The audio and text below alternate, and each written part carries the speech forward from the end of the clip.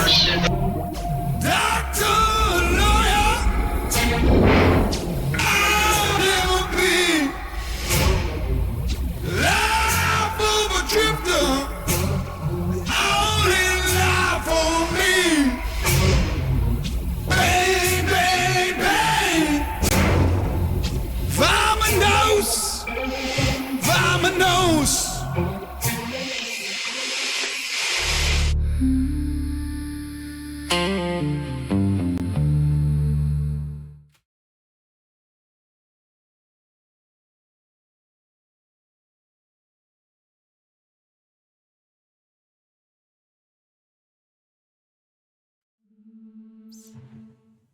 Whoops. Hello everyone, welcome to the StarSim dev stream number 4. I'm joined with Vernus again. I'm always on here. You keep pulling me on these.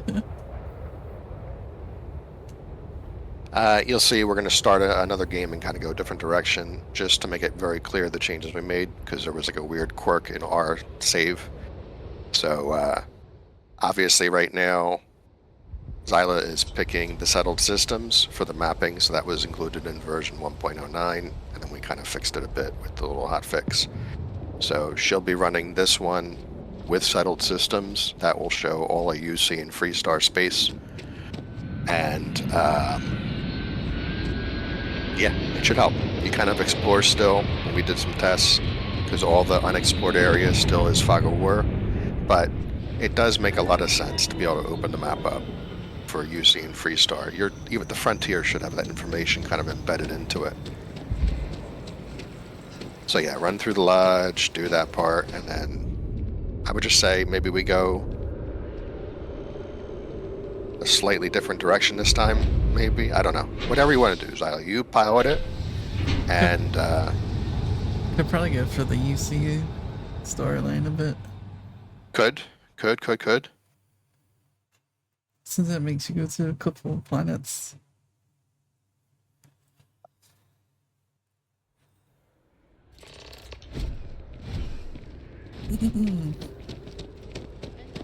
Tennessee. Hey, you two. How is it going? You've been busy as hell in the Discord, Varys. How do you keep up with everything in there? So, when we built StarSim, I also managed to build a cloning machine. And so you're talking to one of my clones each time while another one's actually working on it. It's the only way to make this actually work. It was also whatever that car was in the background from Zyla. I mean, we're all just AI anyway, so... Yeah? Well, that's a fantastic question. We all are. The lodge. The front door should unlock if you hold up the watch that Barrett gave you. Yeah, Crimson Feet. Crimson Feet. We don't have Crimson Feet. Crimson Fleet would be a really good one. Because, reasons. It's all space, which all the rest of them have slight space parts, but Crimson Fleet, not feet, has a lot of space stuff, and so we had to do a lot of work. When we were going through and Welcome to Constellation. Would you care to... I don't think Flipboy authorized that. No. Moscow. No. That's a different kind of mod that we are not making. But that didn't. That one was the one that was a lot of blockers during QA, because they do a lot of crazy stuff in the Crimson Fleet storyline. Like one part, you're hopping on somebody else's ship that they have to take you to some place. That broke everything in StarSim. We built this entirely around you're always piloting your ship. Always. And 99% of the game, that is the case. Except for that one time. So you'd take off, and then our system would be like, what's going on? There's a ship, and you're somewhere else, and nothing's loading. So, yeah, Jade Swan was brutal to get support in for that. But it's there. We know the artifacts react to each other. But you have a lot of like space battles and space features and stuff that are happening when you're playing through Crimson Fleet that I think that'd be a good one. You had to kind of do a little bit of USC Vanguard, so I guess just go that route. Go do this. Go talk to the commander. Koala? It's been too long. Do that first Vanguard That's it. mission. They're reacting. Everybody loves Look at how terramorphs it's anyway. coming together. And then That energy that's they'll give you the arcing connection to go into through UC Sys stuff. material in the settled system Plus, and when you do find it. Sys stuff now in all those places, Easy girl. Commander Koala. Yeah. That's it. Well, She's not the only. Commander Koala. If they're coming I didn't together, actually know you could get into the Crimson Fleet through the UC Vanguard. So when I Yeah, when you settled systems. when I got into it, it's because I accidentally had like contraband or something. Oh yeah, sure. Yet Yeah, all accidentally the had contraband. It just magically showed up in your ship. Would- I agree. Not to take Yeah, away I from always accidentally get that in there. That's what I tell the security ships when they scam me, at least. I didn't put that in there. I don't know You how should that take got some into time. this little secret Come cubby find hole in me my when you're ship that ready. holds And contraband. here, That's not In me. addition to credit. Must have been in the ship when I purchased it. Take note. Everyone here is worth learning from. Yes. Even the Yeah, when you do the first UC Vanguard and then go through the whole Terramorph thing, he'll give you the options to say, hey, you got, for how well you handled this, obviously continue the whole process forward in the Vanguard Yeah. storyline, which is awesome. Hey. But we also now have got a Looking for you. request for you to go and contact UC Sysdef because, you literally just took out a Terramorph. So let's do it, yeah. Plus, you can do the simulator right now and see how well you handle. I know there's been some feedback the last few days, so you're an expert at this, though. This should be a piece of cake for you to get through the whole simulation.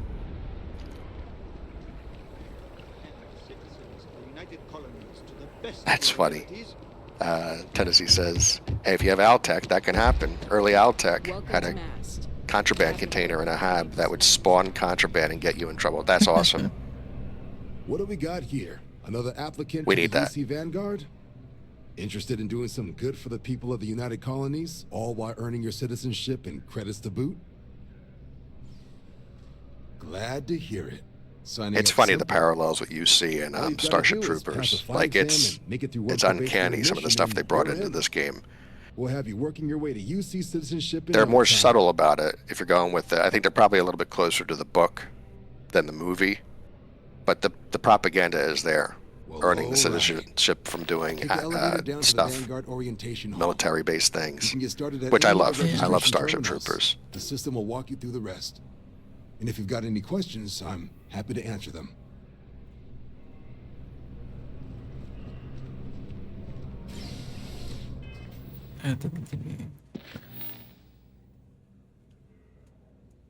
Oops. There we go.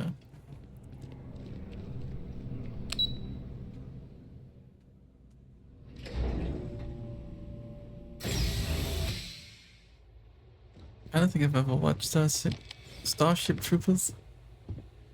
Great movie, cult classic. Played Helldivers close enough. Very close.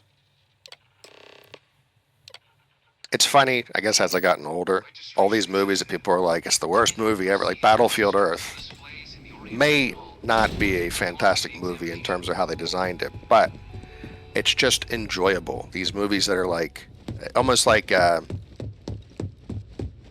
lot of the Bruce Campbell movies, where you're going through the B tier movies. They don't have all the production kind of stuff, but you can't argue that Evil Dead is not an awesome series to go watch through.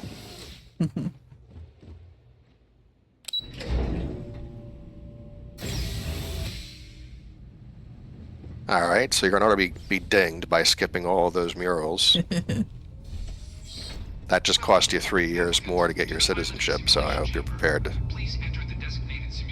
I will say right now, so we're going to be expanding the simulator out substantially. So we talked a little bit about it in the Discord, but what I would like to do here in the future is bake into this scenarios that goes back into history. So you can basically have colony war battles.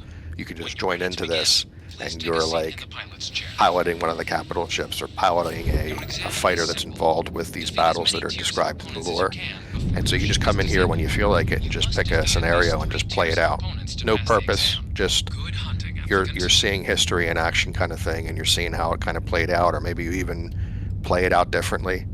So that'll be a fun one that we can build into beyond space.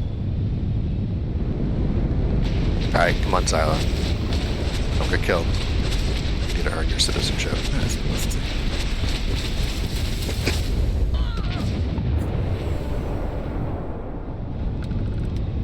That's a good start. You're not fast. Yeah. One's dead. And then maneuverability on those bigger ships. Oof. Oh, come on. Nice.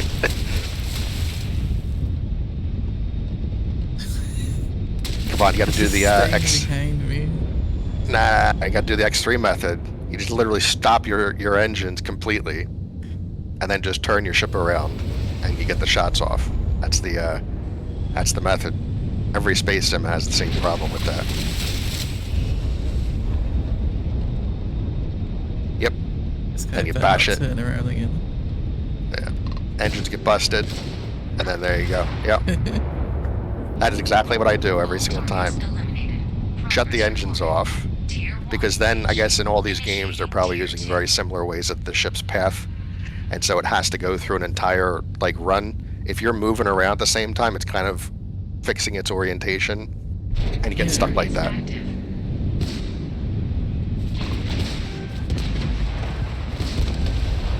Oh, you're fighting Ecliptic now.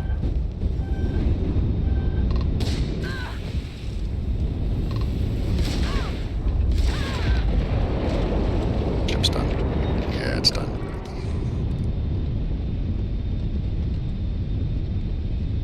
I'll just go after this guy. It's an easy target. Oh, that one? Yeah. You gotta hit him, not the asteroids.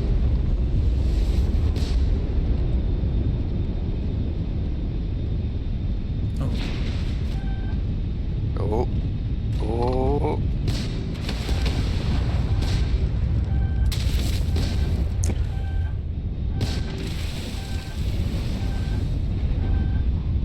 Fine, his engine's broke, so he's not gonna get away now. Yeah, no. That's the end of that show.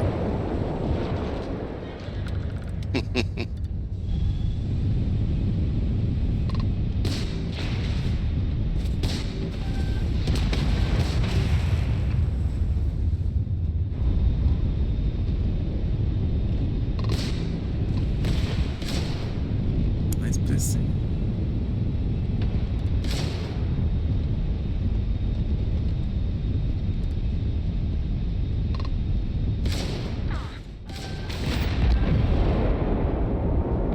All targets eliminated. Progress recorded. Tier 2 reached. Initiating Tier 3. Is this a C-class ship or a B-class? B-class. Middle of the road. UC ships are usually like jack of all trades.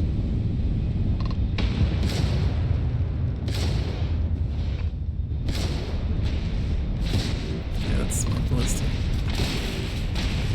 I think when we designed something, now granted, Sarah's done multiple balancing passes on it, but typically it's like House Varun ships are like kamikaze, not very high shields, really fast, love shooting missiles, blowing you up from a distance, so they don't have to bother. Then they can close very quickly, and their weapons are made to take you out rapidly. But they're flimsy, like they're easier to kill. Deimos, which is what UC uses exclusively, is jack of all trades, you know, a good reliable ship. Freestar is kind of split, so Hope Tech builds all of their civilian ships. They're the absolute best for cargo. Oh, you got a boost. You got boost. I'm trying to slow down so they get past me. Yeah, but if you're dead... There we go. Hope Tech's going to be best cargo, but slowest ships. And then Stroud Eklund is highest shields. It's been a while since we set all that up. Ecliptic is just, their ships are beasts. They're Tayo only pieces. Slow, super high shielding, super high hull. Very difficult to take them out. Congratulations, You don't want to mess with Ecliptic. You've defeated sufficient opponents to pass the exam. You may now exit the simulator through the hatch to record your current score. Or stay Crimson and Fleet's try your basically hand just at converted remaining UC ships, figures. which makes sense to the lore. They'll have a few pieces swapped out and their own color scheme, but they're generally UC ships. And then spacers are just literally pieces snapped to each other. Whatever they could salvage to throw together. So they are funky looking when you find them. They're junk ships. Alright, this is the big test here. How far can you get from tier 4 forward? Because it ramps up. They're going to start lobbing missiles at you and stuff.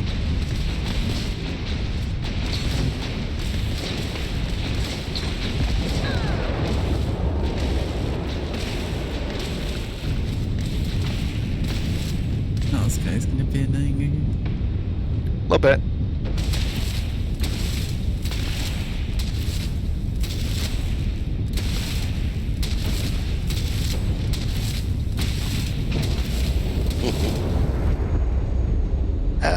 They're using the same strategy you would use against them.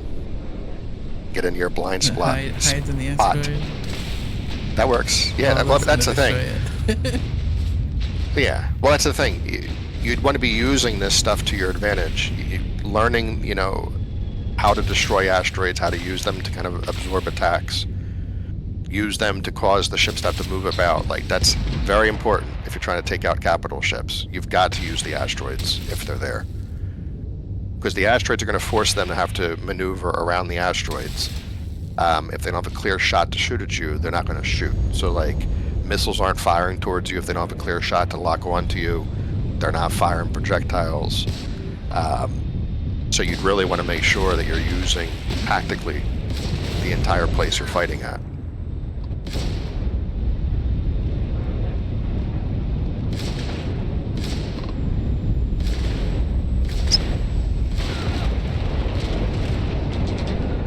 All targets Nice. eliminated. Progress Another tier reported. down. Tier 4 reached. Initiating Tier 5. That's the one with the tier 6 ship. Or tier C? Class C? New targets active. Oh no, there's one behind me.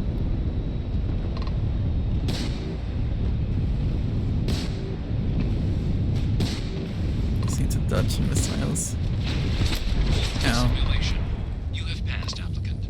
You may proceed to the exit hatch to log your results, or restart the exam from the simulation's control terminal.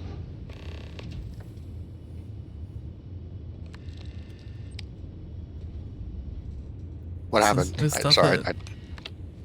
I turned away for a second. The Class C ship killed me.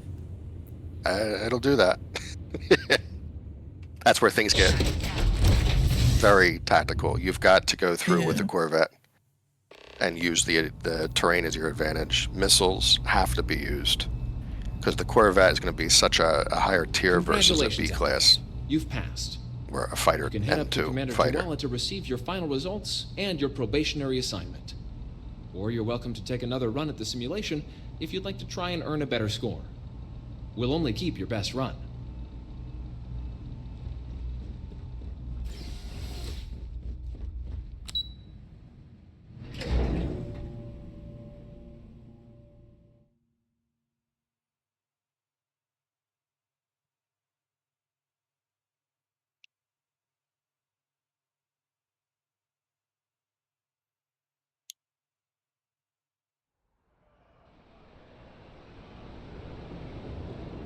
Only those on official United Colonies business. Well, look who's back. Let's see. Everything going How many right years with it's going the to take exam? you to become a You have citizen? some questions.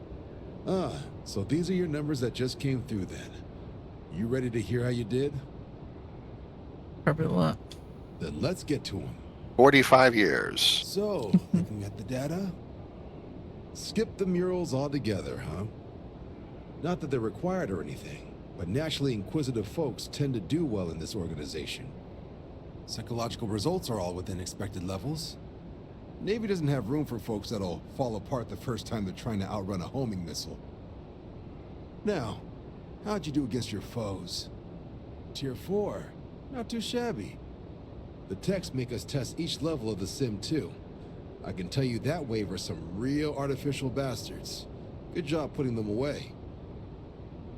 So then, looking at your results as a whole, and presuming you're successful in completing your probationary mission, you could have your UC citizenship after only 10 years service. Pretty standard for combat assignments. But your performance in the simulator does mean I can offer a signing bonus. Help convince you to join the cause. So, sounds to me like we've got You're gonna blow up Vanguard UC material on anyway our when you do hands. Crimson Fleet, so like, you know. If you're interested, we could bring you on as a provisional member today. Get you the credits you've earned, then send you out on your probationary mission. First, though, all UC service people, provisional or otherwise, are required to swear an oath.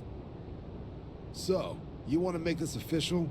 Commit yourself to the cause of the colonies? Fantastic.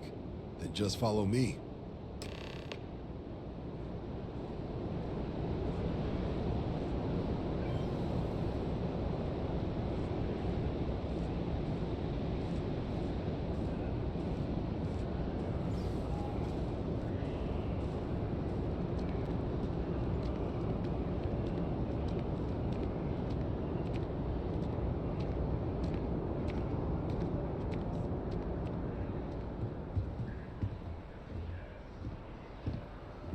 This guy walk a bit a bit faster. Oh, you know, don't want to fall down the stairs. Break your neck, break your leg.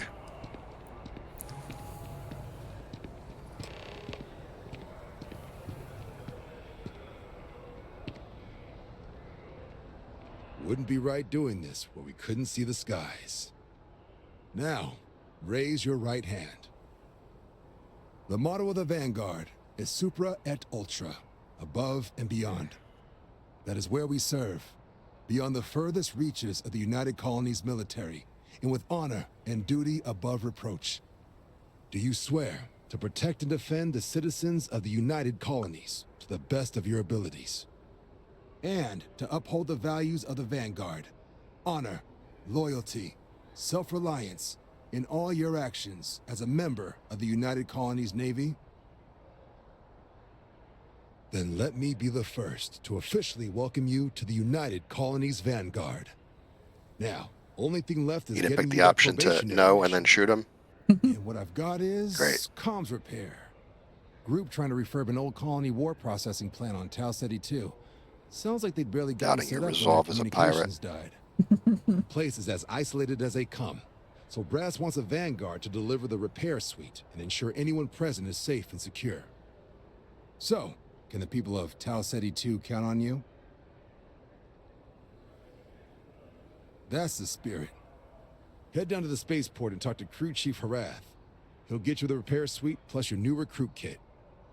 Oh, and your advance. Give it your all out there. Supra et Ultra.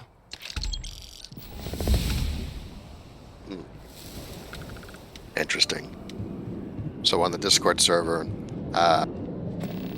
Echo's currently doing one of the late storylines in the main story with the Starborn, and a spacer raid came into the same orbit and attacked while the scene was up. So the scene ends, but it never restarts because it's just not designed around that. So that's an interesting problem to figure out how we'd solve something like that.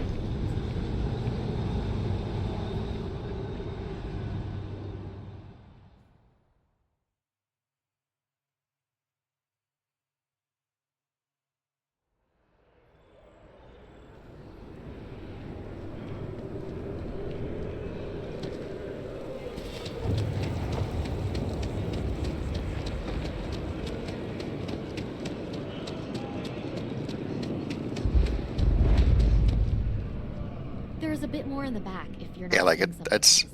looking at Hi other there. space sims, like they never Thanks for lock you stopping into a in. dialogue Yep, scene, like, I you can know, take care of something's gonna just transactions. play Oh, regardless what take a happens look. within.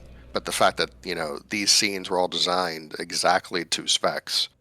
You've got to talk to this person. The world freezes around you. Nothing could possibly kick you out of it. And now here we are, and you're sitting there having a conversation with the hunter, and then the carrier comes in and begins to blow up the hunter and you in the middle of dialogue.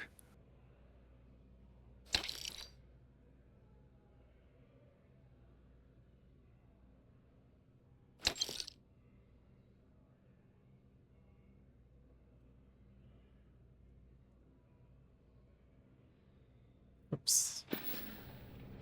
Oh, please, take a look.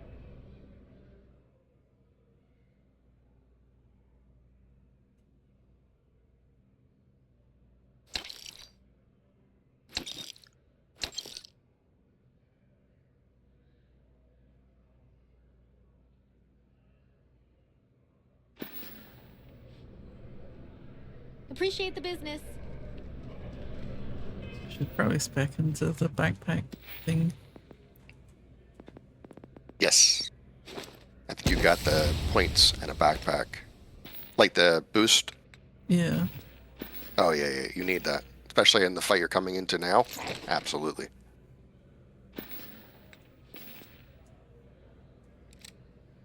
Type about this gun just to make it a little easier.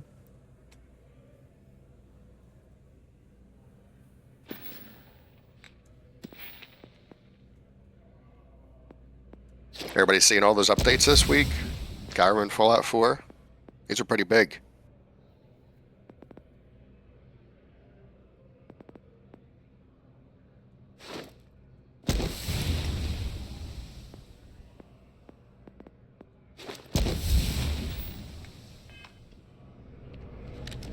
You see those ads for Legion?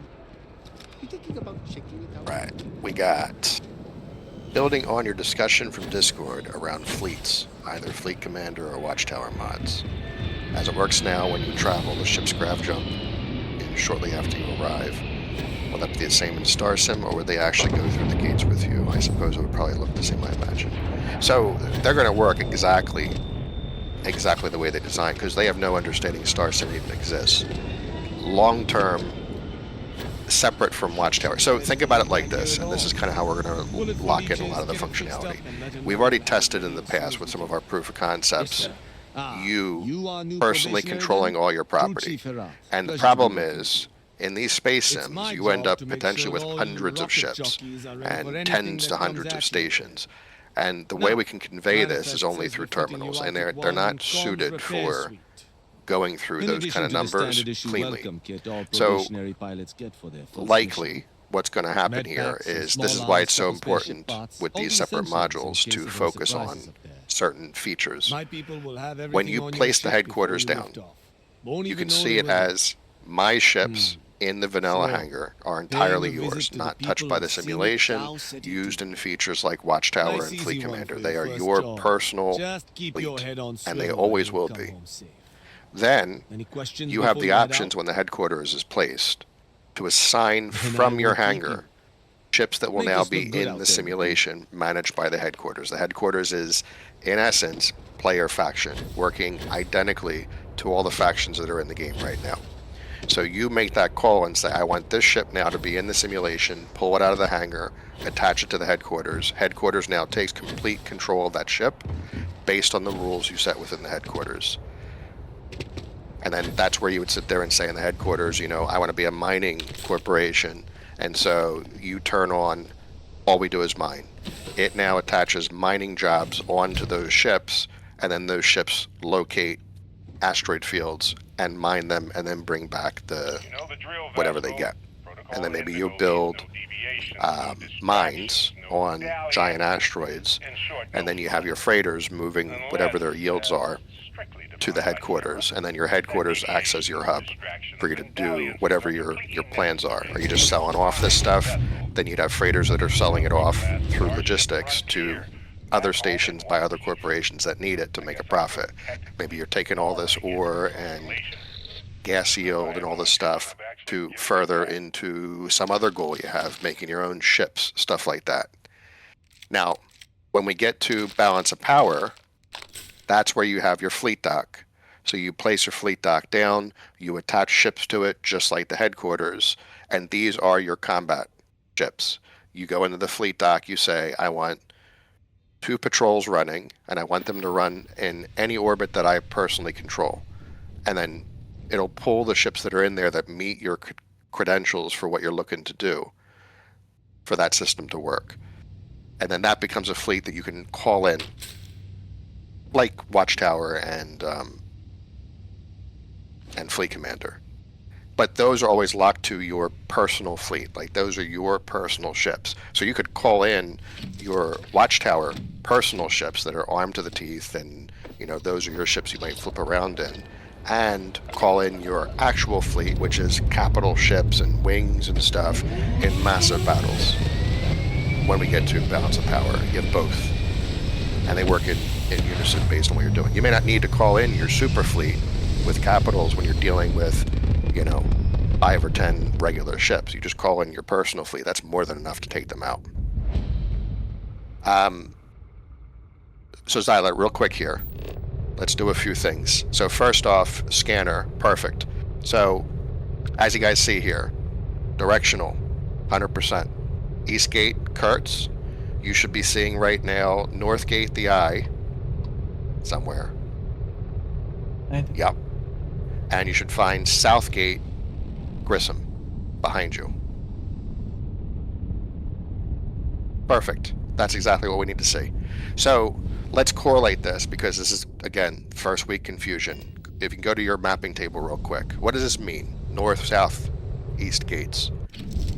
So if you go to your mapping table in your ship, we can now correlate this to what the network is trying to convey to you.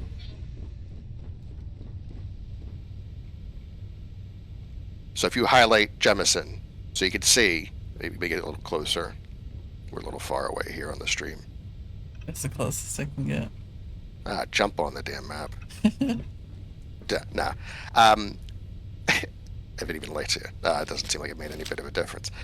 So obviously you could see Jemison, and you could see that there was a line going up, to the right, and down. North, east, south. So you should expect when you're reading this map, and if she goes into a different orbit, what you see on this map should correlate to a gate aligned to what these lines coming out of the orbits. So just to make this perfectly clear, if you did not use plotting courses or any other functionality and just read this map, that's how you read it. I'm in this orbit, the one that she's in now that has the glowy blue line around it to clearly say you're in that location. I look at the lines coming out of that orbit. I then go back to my pilot seat, and I should expect to see north, east, and south, which is what we just verified on there. That's the core. This is X3. Like, that is literally, when you read X3 Terran Conflict, Albion Prelude, that's your entire way to read certain things. Now, the lines exist always, so there's plenty of lines I'm seeing here that are pointing to nothing, and they're telling you that's how you explore. I need to go through the north gate from Preet, all the way on the right over there. I'm so used to seeing it. Takes me to somewhere. Where? You don't know. You have to go through the gate and see what it finds on the other side. Now, for when you have this stuff, like Zyla's doing right now, you can plot your courses, and that's now going to make it so that you can see the course plainly on the map from your starting point where you are now. And it's going to show an indicator in space over the gates when you're following through the plot itself. So this now adds a layer where you don't need to worry so much about, you know, a quest is saying you need to go to, let's do this right now, for instance. Do a path to Aquila, like you were doing yesterday. You had to bring Samco over to Aquila, talk to his dad, da-da-da-da-da. So you find Aquila, there you go, build a path. This should be super quick now, relatively, with the changes we made in the hotfix. I think last time I did Aquila, it was like 20 seconds, 30 tops. Now we wait, you know, get a drink of tea.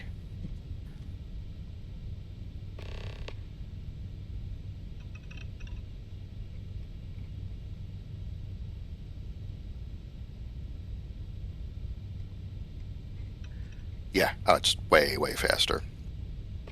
Bugs out the first time. It's a prototype map. We're going to pick a better manufacturer in the future, but it built the path over. And this actually is a safe path. Don't assume plotting courses cares about your safety. It's just finding the cheapest path to get to somewhere with the minimal amount of gates you have to go through. Some of these paths, actually, we'll do this right now. Do the path to Voli Alpha from Jemison. It's going to get you killed. Nope. To the right. Freestar. Space. Down. Left. Left. Left. Down. Alright, this path, which also takes about 20 seconds, you're going to get killed in the frontier. You're going past 2 major spacer hubs to get to where it does. It is technically quicker by multiple hops than it is for you to go through the Altair section between UC and Freestar Space. So it is doing correctly, giving you the best course. But best course, yeah, right. So it's going to take you, all this stuff it's taking you to is unclaimed territory, right? So you take this path, you're likely to get killed. So you need to really think about when you're doing the course plotting, right? It doesn't mean safe, it just means fast. And you need to make the call. If you want to take that plot that it does, you're taking on the risk of going where it takes you to go. In those areas that are unclaimed underneath the UC space, you're passing 2 major areas that spacers will come out of with pretty sizable fleets decently often. And very likely, now what's nice about this path is this goes hand in hand with ship stealth, right? If you ship stealth before going through a gate, and you don't have mods in there that change your power, you arrive in a new orbit in stealth.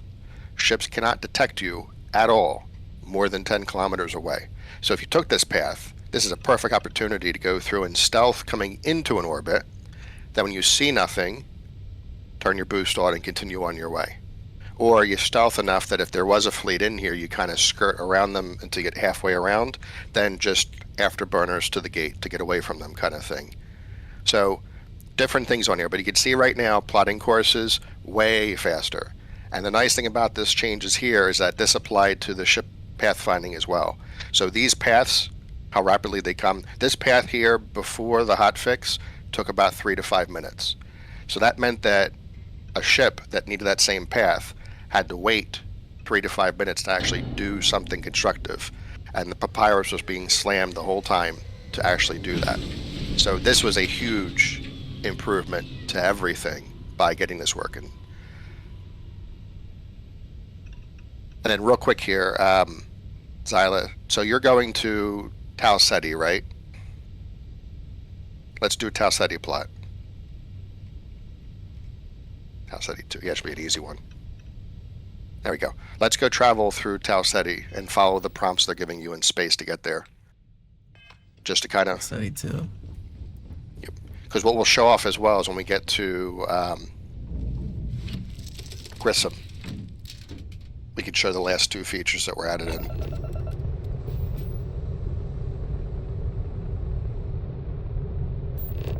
Alright, so first off, if you scan that real quick, plotted gate. So it's going to tell you 100%, anywhere you select, exactly what gate to go through.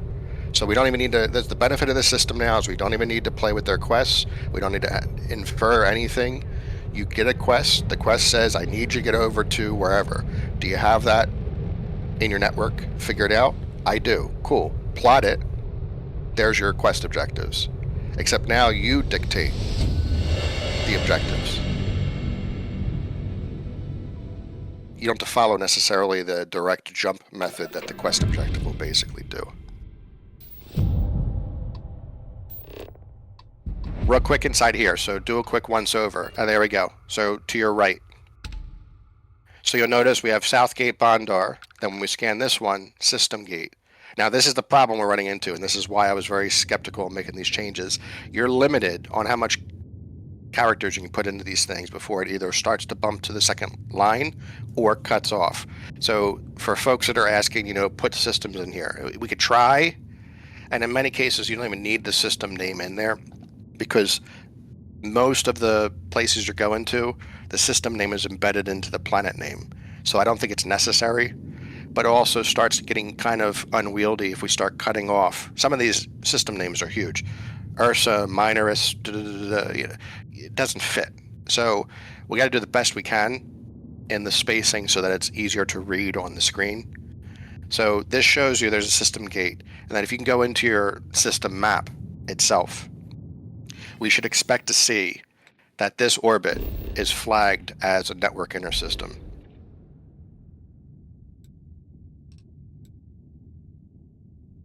There you go. So this kind of completes the cycle. If you're concerned about system travel and you're cruise moding or going in here, you can specifically see this orbit has a system gate. It doesn't tell you what systems it takes you to. It just tells you you can go to that orbit in cruise mode or in here and get to somewhere that's going to take you out of the system if you're stuck. Then when you're in the system, you will see system gates. Thank you, Zyla. We showed everything, and it's all there.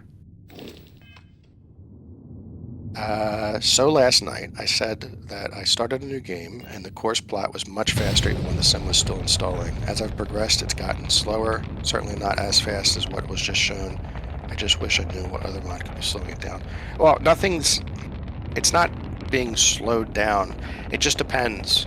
It should be infinitely, it's hard to have a comparison, right? Because it's not conveying necessarily how long it took in the previous version, but generally speaking, especially long paths, so each extra hop it takes to get to another place exponentially increases the time it takes to complete it. So if you're picking something that is 10, 15 hops away, it just takes longer. Short ones, 2 hops, 3 hops, 4, they're almost instantaneous within the system. Right. Now, you got to factor in. So understand how Starfield and actually every Bethesda game works. Papyrus, the scripting language we're using, can do one thing at any given time. It's not multi-threaded. It's not. It just does them in order. There's a giant list of things to do from every single Starfield script, every single StarSim script, and every single mod you have in your load order. They're basically just snapping in and saying, I need to do this, whatever it is, and then it's working its way down the list as fast as it can. Now, every time it throws an error, it messes things up. It's very fragile. So if anything's installed that throws errors, it does a good job to keep things going, but it does absolutely impact performance every time it hits an error. So if you have anything installed that is throwing errors, it's going to super impact StarSim, because our response is going to be, Papyrus now has just thrown an error, and then it's gotten slower. StarSim then goes slower to then compensate because something is screwing things up in Papyrus. So that's where it makes a big difference. And stuff you're installing, if it is not coded well, we take the hit. If we just got rid of the levers we have on here, StarSim would run fantastic and nothing else would work to keep this at real time. So we made that decision because we want folks to have load orders, but just be aware, it's going to ebb and flow.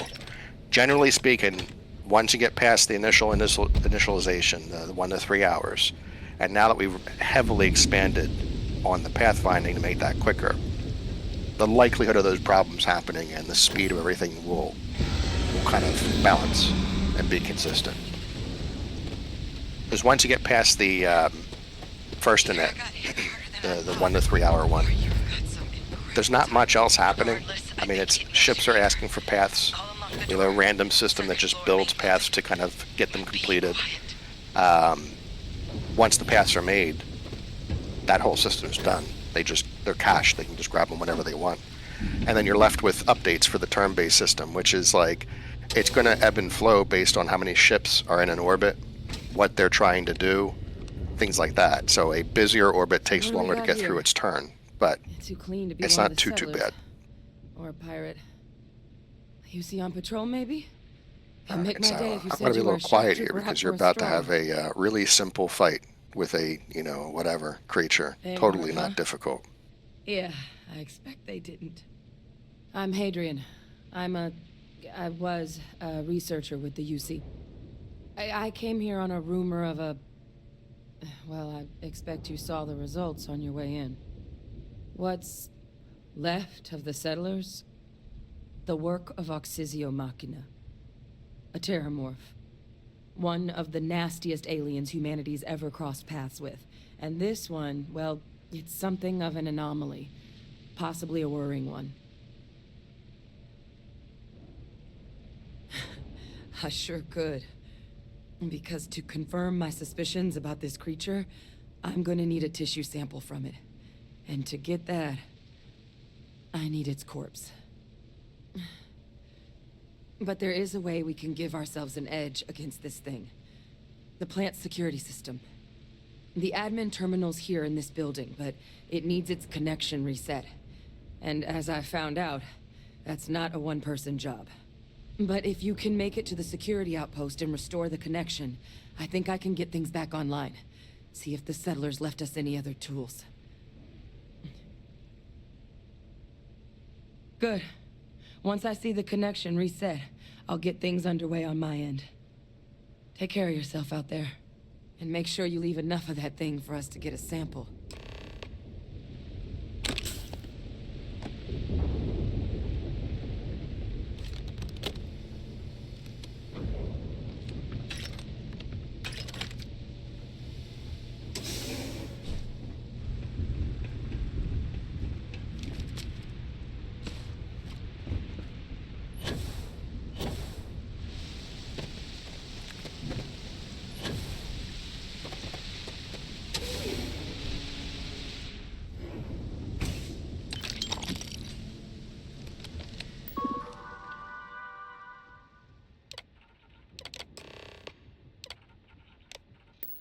Connection restored. I'll make this quick. Plant's turrets took a beating, but I should be able to get you a couple of kill lanes. Just get the thing to chase you down the alleys between the buildings, and you'll lead it right into a crossfire. Hello? I wish I'd found this earlier. You notice those sensors around the facility? Part of a livestock tracking system. Should let you keep tabs on how close the terramorph is. Not connected to this network. There should be a terminal in the adjoining room. Tune it to 183.5.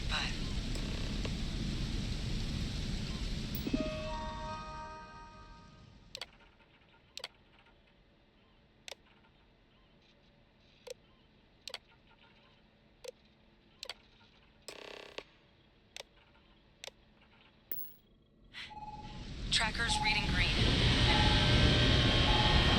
What's that sound? Lockdown is active.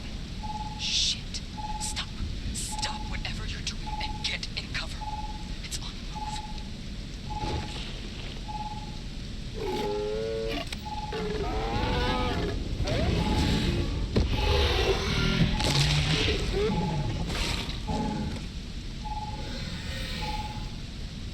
Look, I wouldn't engage. You got this, Silo. if you could avoid it. The kill lanes. Easy. It's just a terramorph. Power. There's breakers on each of the buildings you can throw to get them live. Once they're online, lead the terramorph towards the lights and watch the fireworks. Give it hell, Vanguard.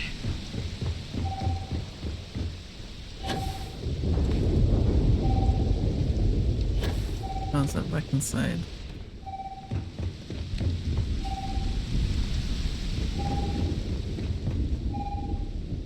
System rearm. Fail. Additional power required.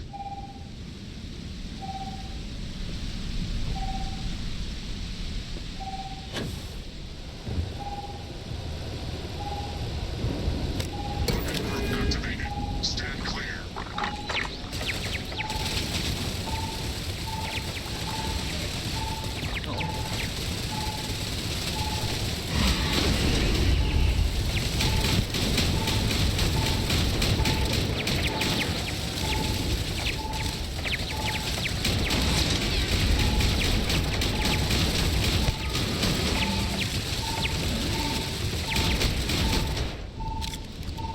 Easy. All right.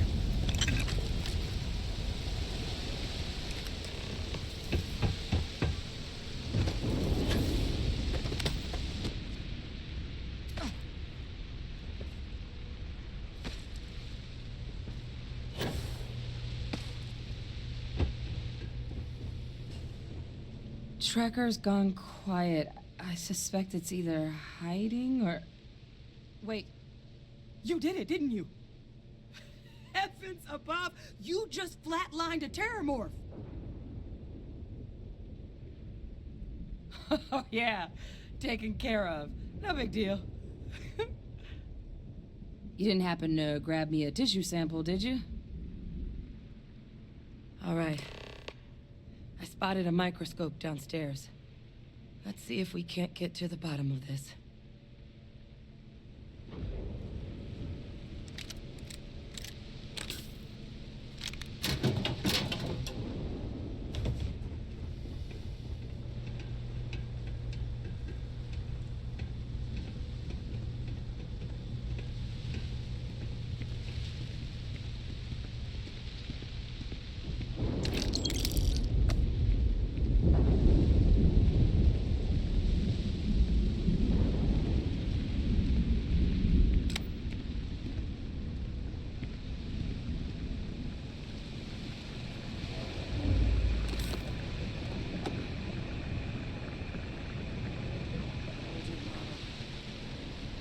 See what you can do. Running basic diagnostics? Nothing. Maybe a flax can? No. So yeah, hopefully now, once you finish this part, you hand it in, get invited into SysDef, and you can start the Crimson Fleet storyline up. It's not set up to do a proper analysis. And that's like your StarSim the whole way through. Here, of all places. It doesn't make sense. Humanity's spread plenty of creatures in our travels across the stars. Pets, livestock, pests. But terramorphs, they're different. To our knowledge, no one's ever spread them intentionally. Yet somehow, they follow us. So when humans settle a world, 70 to 100 years later, terramorphs tend to just appear. No one knows how or why. Dangerous, but at least predictable. Talseti, though, it's too young to have a native population. It's only been colonized 20 years? But then the other option, that someone captured one of the deadliest predators in the galaxy just to wipe out some settlers minding their own business? That seems awfully implausible. Which means we're either looking at a truly strange murder or a faster type of terramorph growth, the results of which could be catastrophic. Terramorph outbreaks have taken down far bigger colonies than this one. There is. I mean, there has to be. We just have to find it. Time was, I had access to one of the best repositories of terramorph research in the galaxy. Seems a natural place to start looking, if I can figure how to access it. But we also need to get this sample properly analyzed, get confirmation on just how concerned we should be. Luckily, I think I know just the person to help with the sample. What would you say to delivering this to him for me? Yeah, I'd do it myself, but I need to call in some favors. See if I can't get access to that terramorph data. Plus, maybe just pop by a hospital for a little bit. Clear it with your commander first if you have to. You can even show them this. My gene tag. Tell them Hadrian Sinan is worried there could be more attacks on the horizon. They should recognize the name. That was a really fun storyline. Oh, you don't understand what a weight off my shoulders that is. I need Dr. Percival Walker to put together a sample analysis for this thing. Full workup. He'll know what that means. I'm not sure exactly where to find him, but last I heard he was contracting with the Trade Authority like, on it's Mars. quest line with the minigun. There's a place called the Sixth Circle in Sidonia. That would be good. A bar run by some old friends. I'll meet you and Percival there. And here. It's not a lot, but you've definitely earned it. Should cover the cost of fuel to Mars, at least. Now please, go check in with your commander. We need to know what we're dealing with.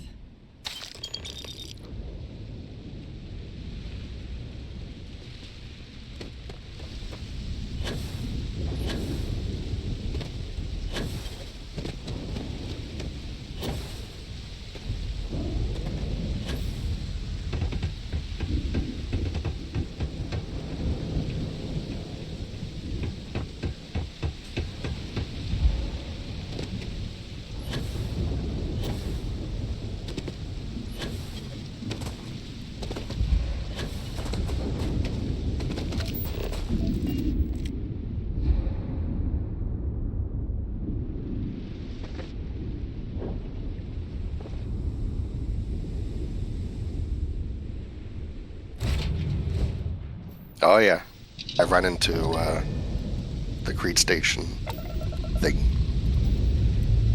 That was an experience.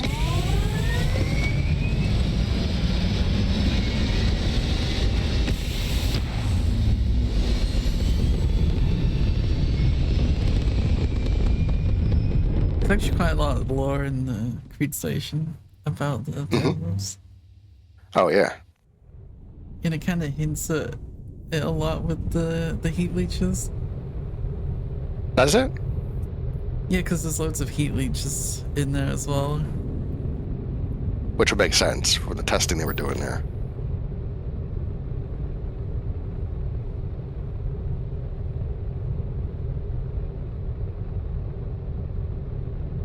I'll have to do it. Problem is, you know, we've had to go through Vectera and Crete so many times, it like traumatizes us, so we just try to, we found the quickest way possible, to the point of even like boosting to the roof, just get the fight done with the amount of testing we had to do. I'll have to, once things settle down, I really want to actually play Starfield again, because it's been almost 3 years for me, and actually just play it with StarSim installed, not without it being QA. Like, I haven't done Shattered Space's storyline at all yet. I have no idea what's happening. And I generally, what's been conveyed to me, I know. Or Terran Armada. The first time I did Crimson Fleet was when I had to QA test Crimson Fleet, so I'm probably missing stuff when I'm going through everywhere.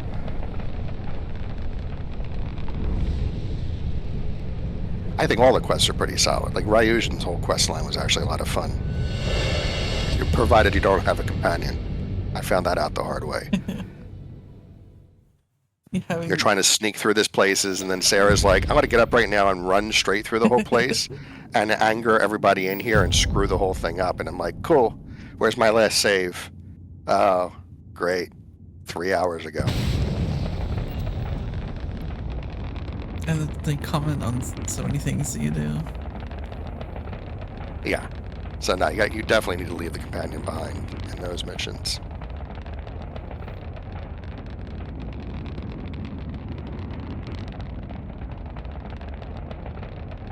Oh, yeah. Can you provide some insight into why all the writing is so dull and childish in this game? So, here's my take on it, right? I honestly think this writing has always existed.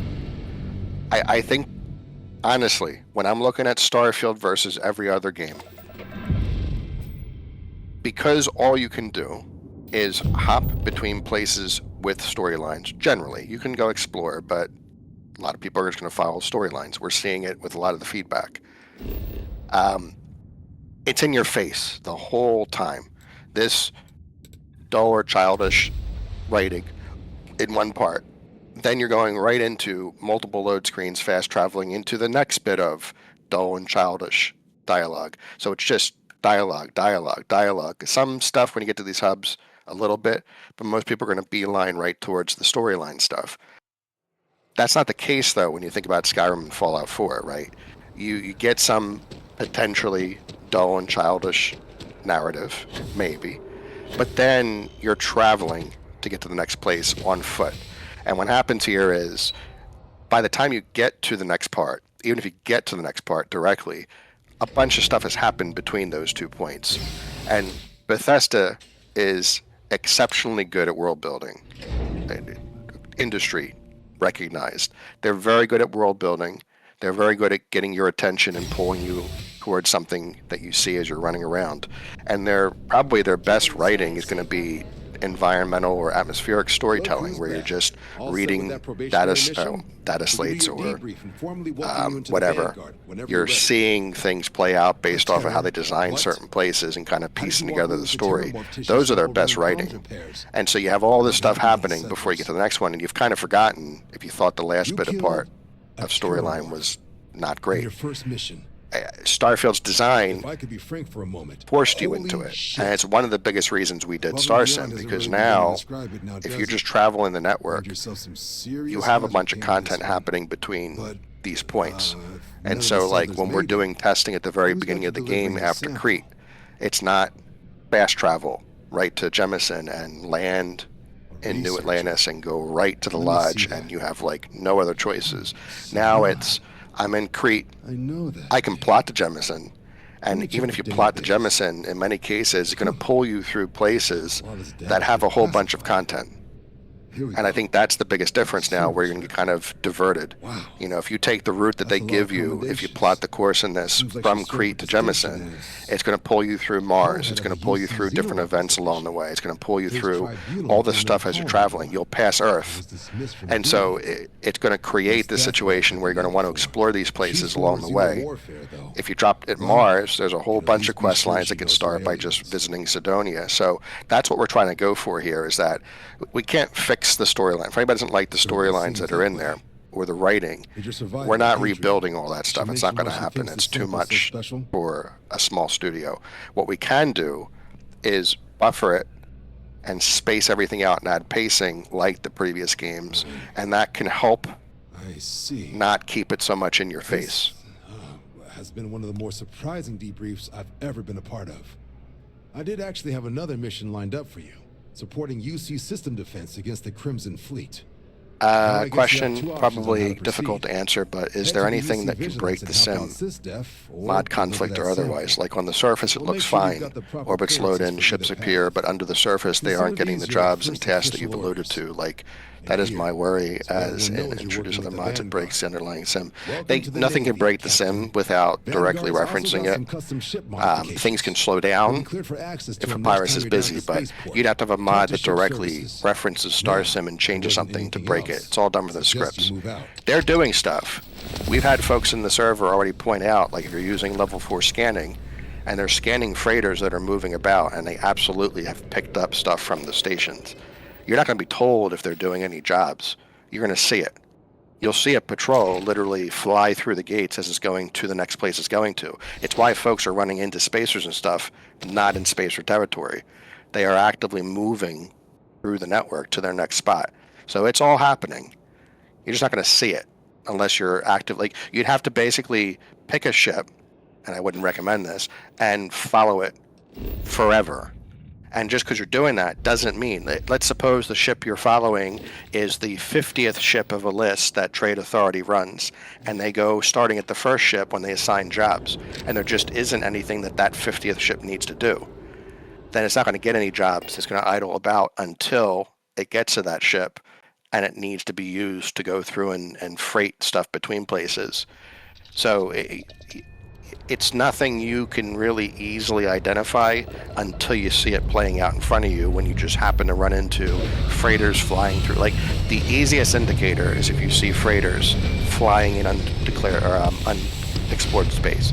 They will never be there unless they're in the process of going somewhere else. They start, and they're literally hard-coded at the beginning to idle in the orbits that they spawn, and they only spawn in UC free star space for general ones, or House Faroon if they are controlled by their like central economy that they have. So you really can't easily see it.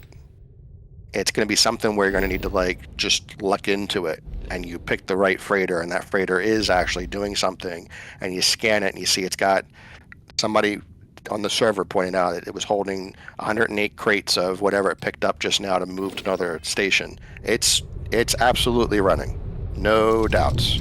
We know for a fact it's literally breaking Echo's game right now. We have a bug fix we're going to need to try to figure out for this one, because Spacer, a fleet or a raid, has come into the same orbit where you're interacting with the emissary and stuff later on in the main storyline.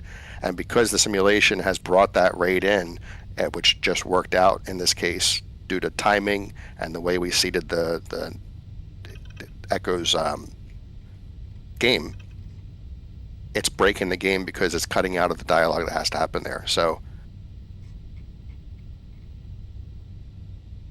right, yeah. So it's all running. It's one of those things. Like, again, we're throwing everything at this engine at the beginning. When everything stabilizes, there's more resources available for it to do more things quicker. The time, again, if it's busy, it could be 5 minutes, 10 minutes before each orbit gets another turn. It just takes time. Like watching the map right now, the map is taking longer. Why? Because we're slowing it down, because there's too much happening right now at this point of the game on the stream right now. You know, all of these are in here to keep the game functional. We have to prioritize Starfield, then we have to prioritize whatever you have in your load order, and then StarSim unfortunately, is what's left. And then obviously when things get better over time, it has more resources to work with to do more things in the simulation. And the vigilance is on? Phobos. I think it actually, doesn't the storyline say they're hanging out over at Phobos? No, it didn't Double check that say. real quick. Gotcha.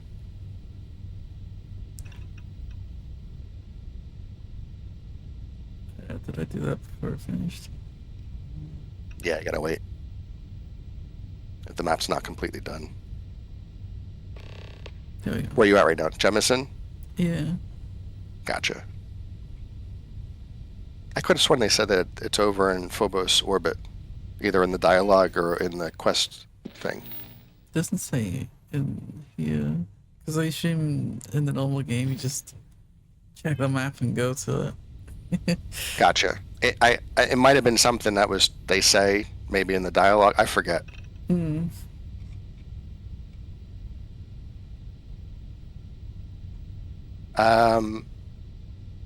It's probably also fair to say that the writing isn't actually that bad compared to other games, not just Bethesda games, but in a lot of ways they are forced to keep it generic enough to allow for player agency.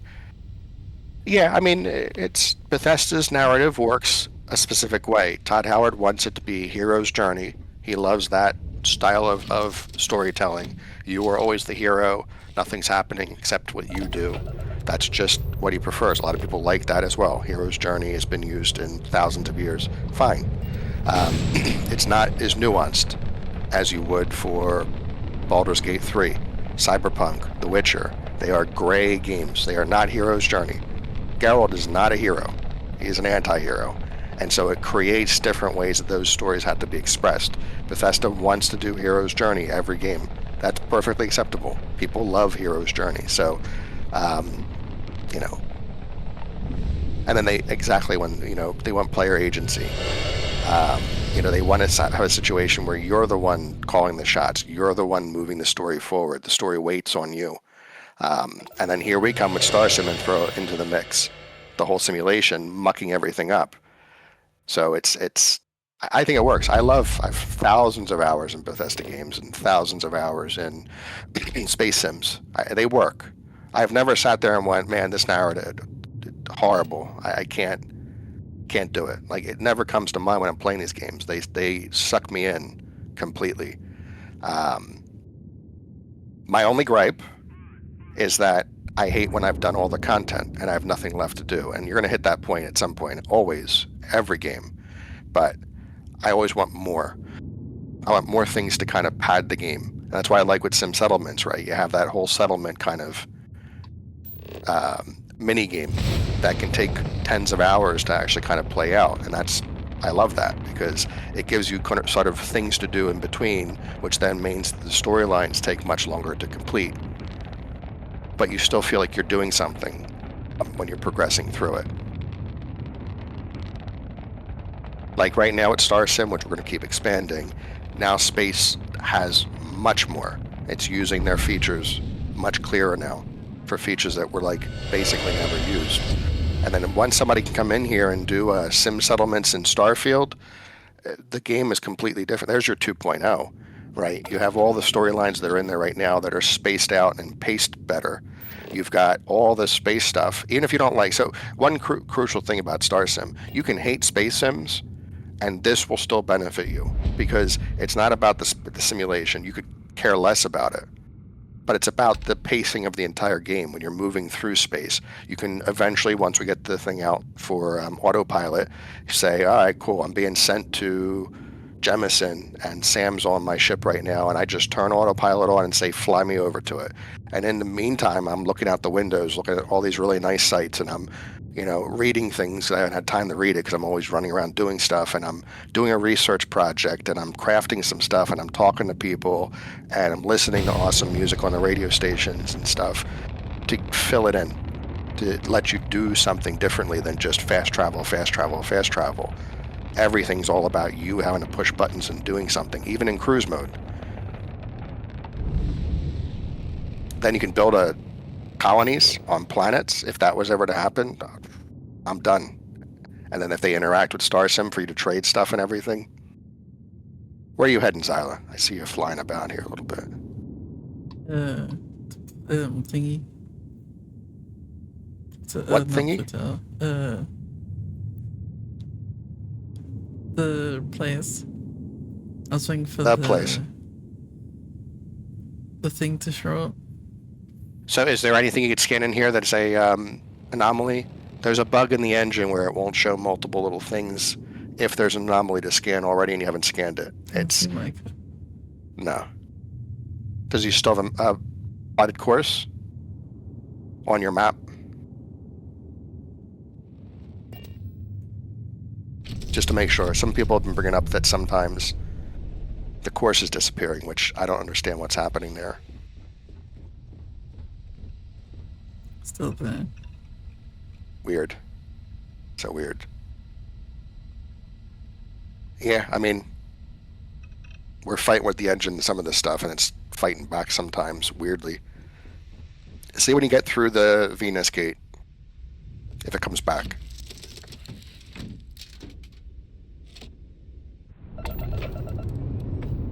I know it's showing up.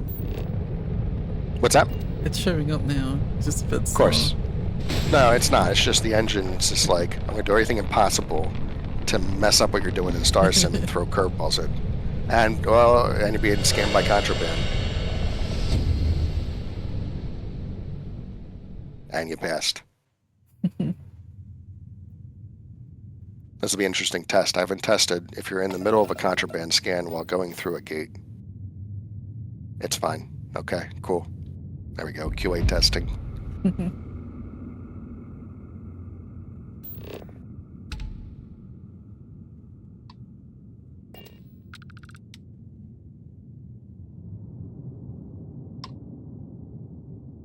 For that real quick.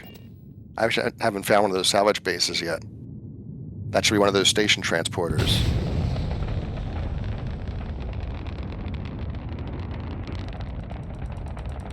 So there's going to be the salvage bases like this, which are the huge freighter ships.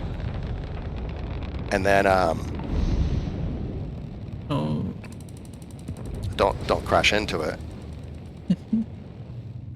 And then you can basically hire some of these if you want to go build stations in the future. They'll have like station prefabs that you'll put on them. Then you'll say, go fly to this orbit, and then say, place it for me, and you pay them to build your stations until you can find one of these yourself. So this will be crucial when we get to Gazillionaire, when you want to start building out your own economy. You'll get these ships here and eventually own your own version of it. And then you dock it at a station, buy a station prefab, fly it to somewhere that you want to go through and place your station down, and then tell it to jettison it, and then the, hand wave magically builds the station nearby.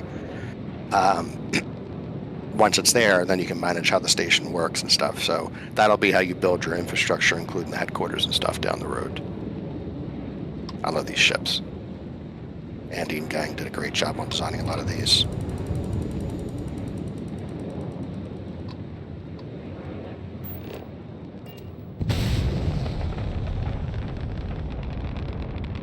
I think the capital ships flying around is definitely like the coolest thing about StarSim for me. I was watching, there was Geronimo did a review of StarSim yesterday, and it's just watching it kind of in action. And I swear, like, just watching it play, I'm like, I'm back in X3 again, being able to experience that. Only now, I think this is the big thing right here, that I think Starfield is able to do something different than all other space sims, is that, yeah, you can land in No Man's Sky, and I think Elite Dangerous does that and stuff like that. But it's there for exploration purposes. It's not as rich as a Bethesda game.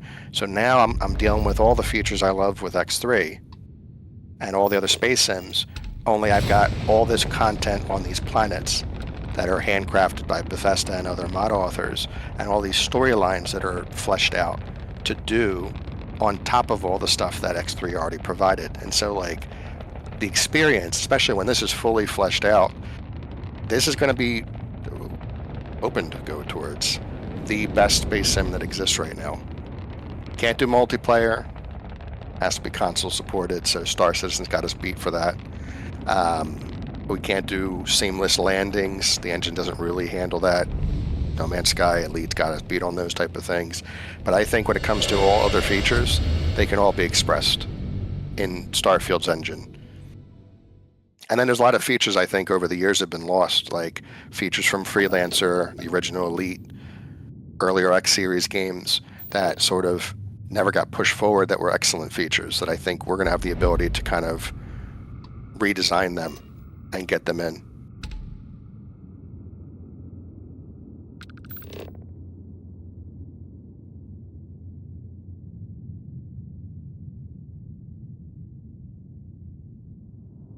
You almost there, Zyla?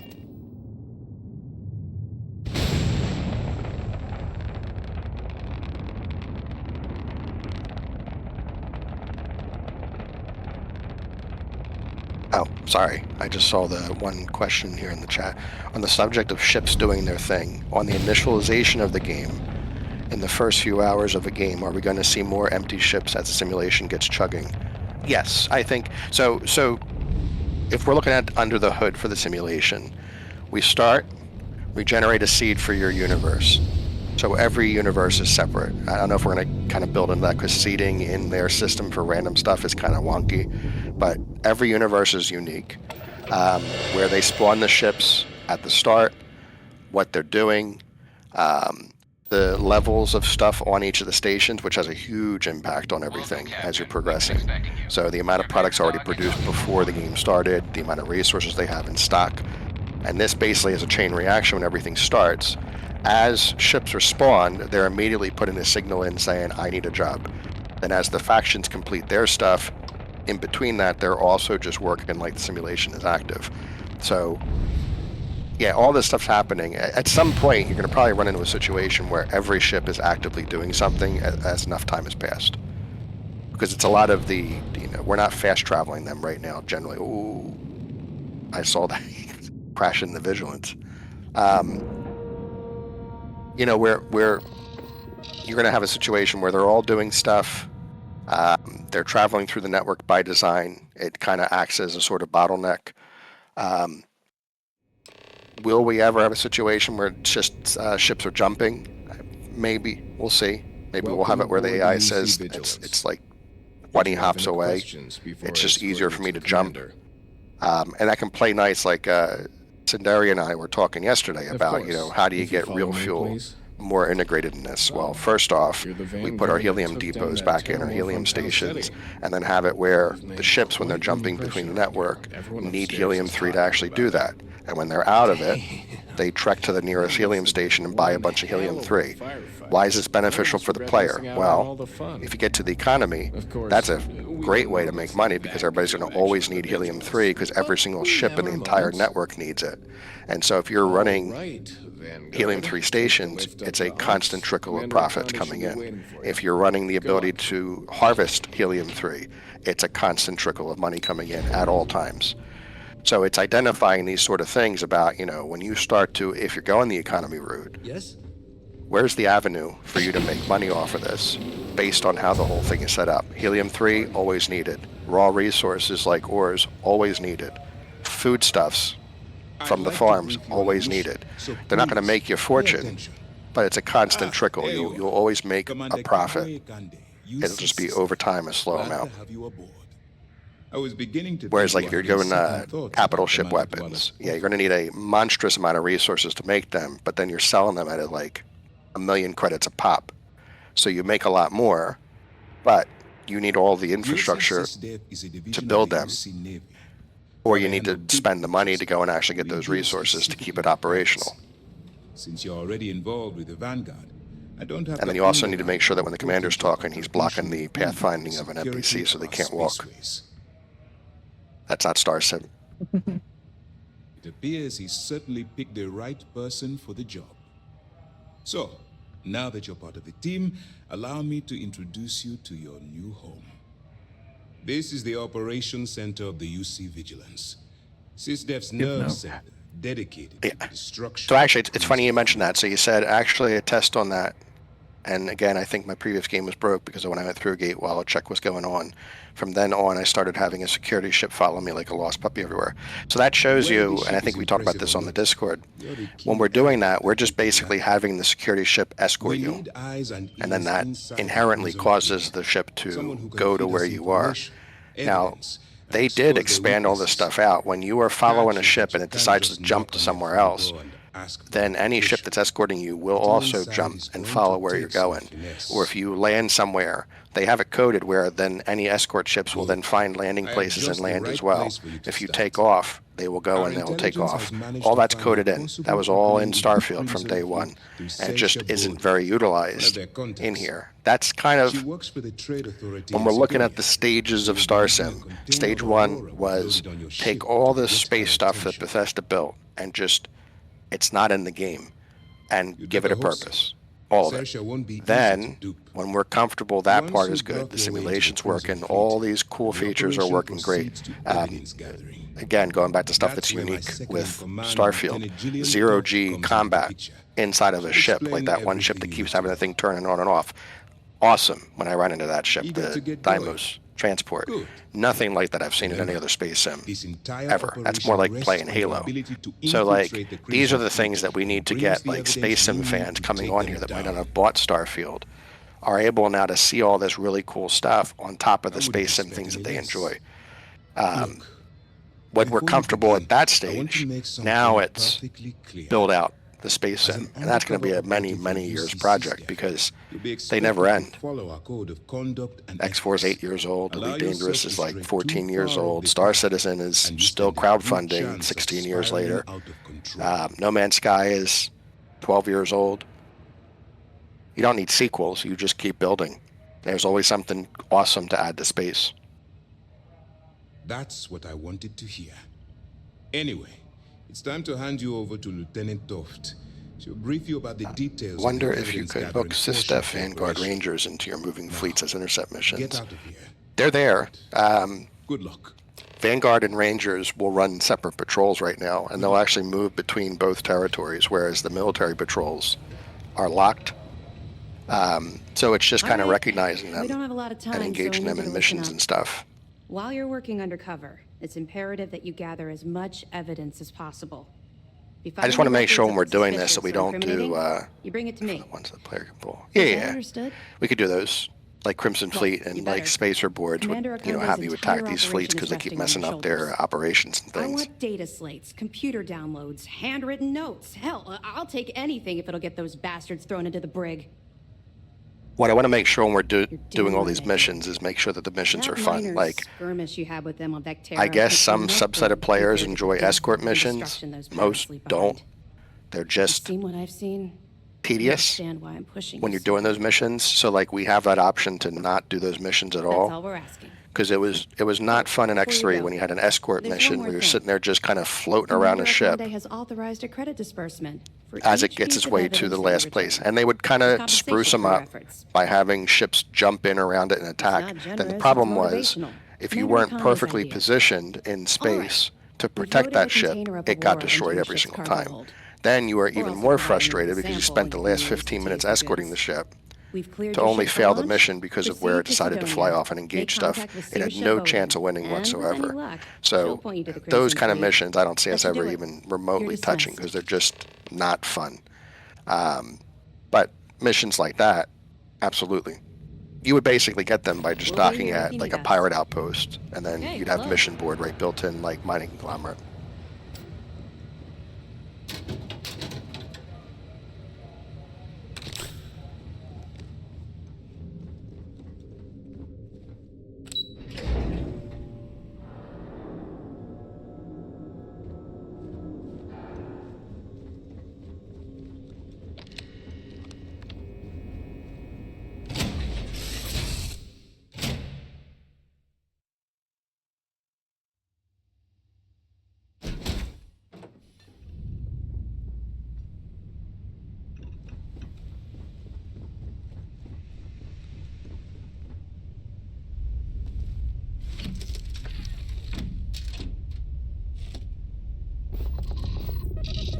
Getting to Mars.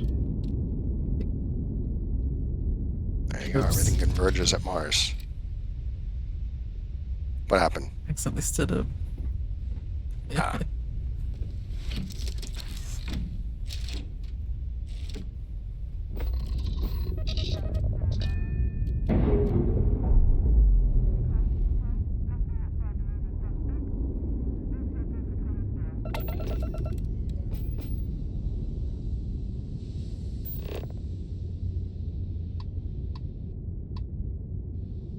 Yeah, when you get to the end, that final battle, love it.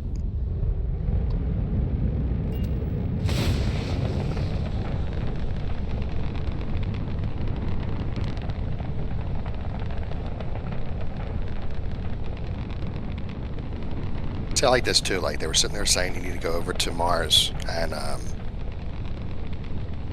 get more information from, I guess, that informant or whatever it is here. So now you don't even have to even apply. You just know, cool, there's a gate right there for Mars. No menus, no problem.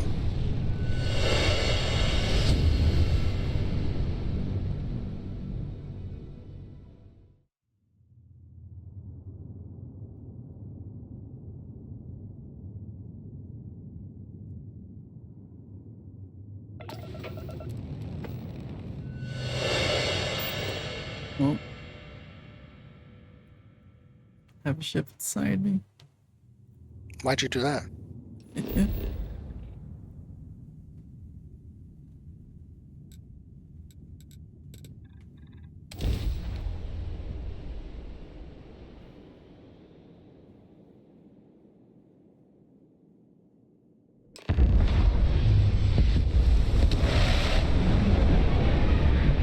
Not anymore.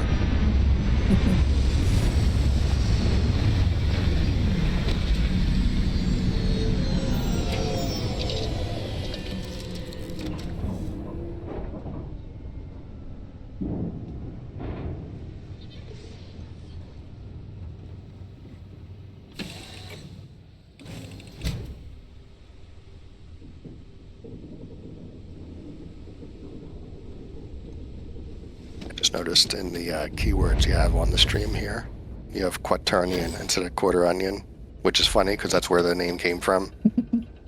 Funny to leave that. Leeches in the engine, leeches on the hull, multiple leeches in the grav drive. Suppose that would explain the brownouts. So, what was going to run?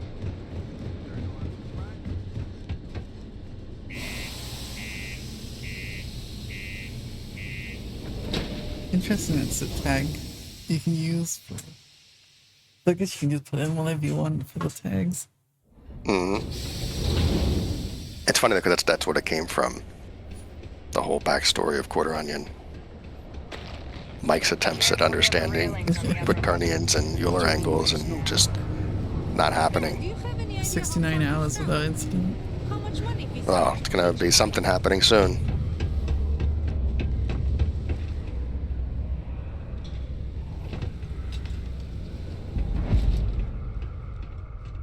If you're here to buy or sell, you might want to talk to Octai. I'm busy.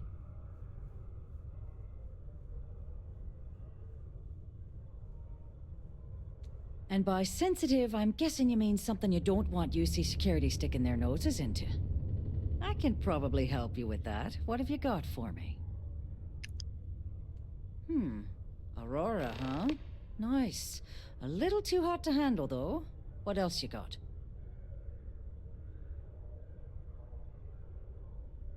All I'm going to point at is the ceiling, with my middle finger.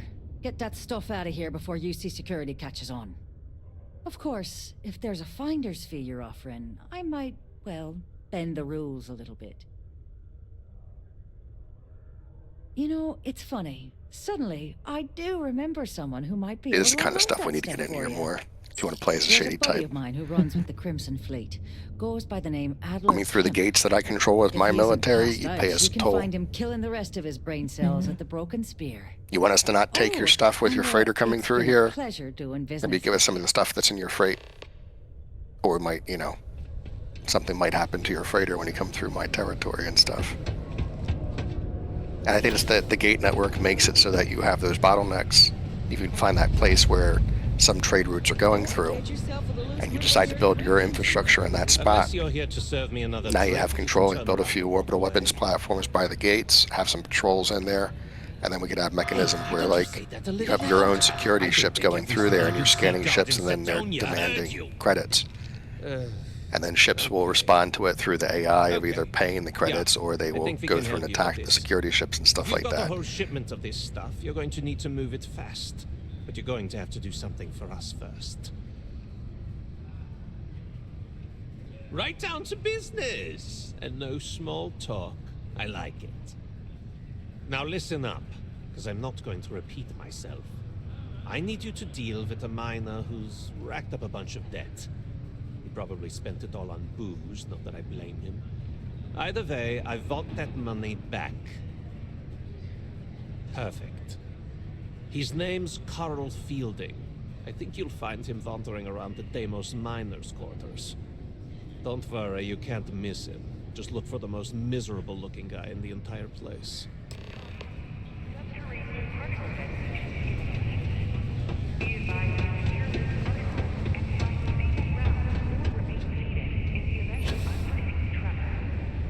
Detonation occurs in 5, 4, 3, 2. The luxury liner, Opulence of the Stars, has been hijacked in the Nirvana system by a group calling themselves the Terran Armada. The following is a recording captured by our intrepid reporters on the scene. Concluded. Oh, that was the Terran Armada. Yeah, I just saw that. I got forced to subject What you are change. about to hear is graphic in nature. Humans of the settled systems.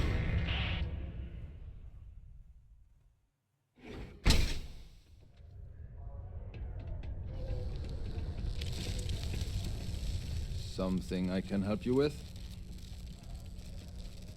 Adler Kemp. Who the heck is that? Adler, you said? Nope. I think you have me mixed up with someone else. Look, I'm tired. It's been a long day in the mines. I just One of want the times to go when I need to home, start flying through wash and off see if the we can find dust, where the Siren of the and Stars is relax. at.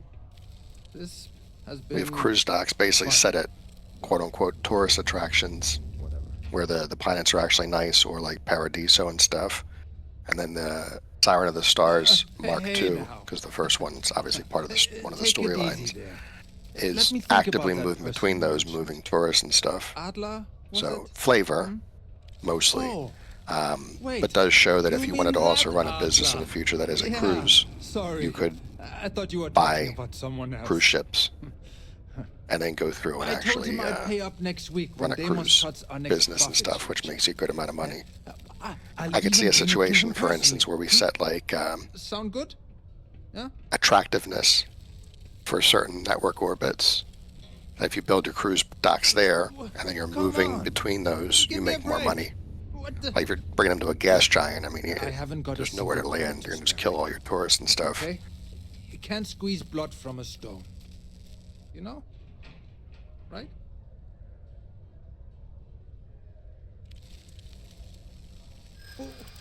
What games? Why are you doing this to me? I don't have the money.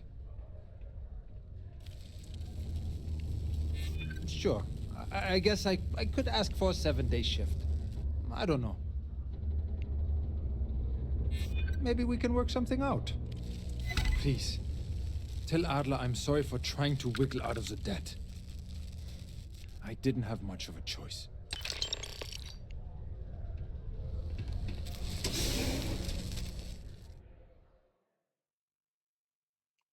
Room.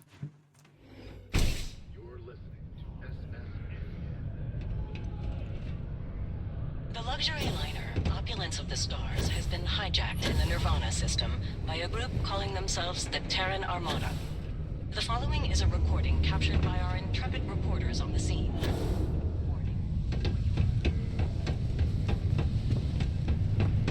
Yeah, I'm still on the fence on hooking Terran Armada into this. I think they add, them and Watchtower adds a lot of flavor outside the network. Like, you're not going to be attacked by a watchtower fleet in the network at all. Just as you're not going to be attacked by a lot of the Terran Armada stuff. But I think it actually is a feature of the network. Like, the network is safe.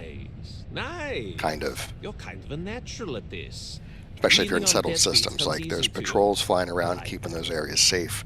But if you're moving between them, you're basically safe. You're not going to have a situation where you're trying to go to a quest location in Seoul and then getting a random encounter that gets you killed for somebody who doesn't like space. So I think by leaving those kind of elements outside the network, That's what I'm it talking about. kind of I like shows your a style. in-network for out-of-network and kind of a comparison between the two. And get a hold So of there's Ava a Moore. true danger She's of you second to leaving the big boss network himself. and kind of, you're going to run into Head random out to encounters Europa. again. You're going to run You'll find her into there. watchtower Suggest fleets you listen and to what Terran the Armada ships attacks and stuff like that. Oh, and I've taken care of that Aurora shipment for We you, have too. ideas for Don't spend all that cash in proper threats in the network. It's tame-ish right now. But it's kind of the calm before the storm. I swear that...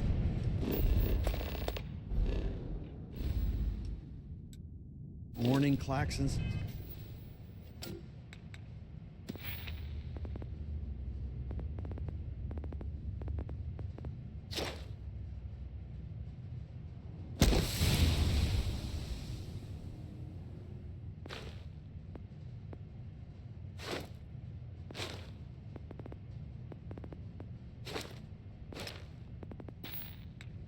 Still startles me every time.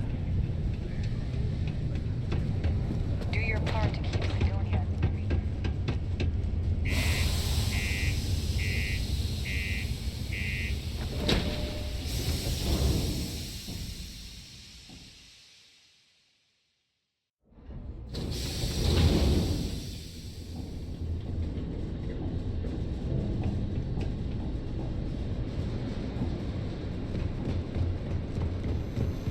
Over here. There's something you...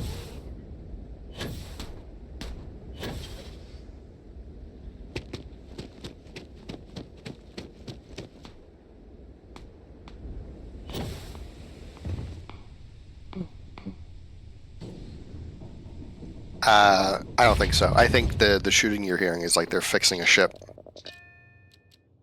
Like they're firing the lasers to fix something. I think it's like an event or an encounter that's playing nearby.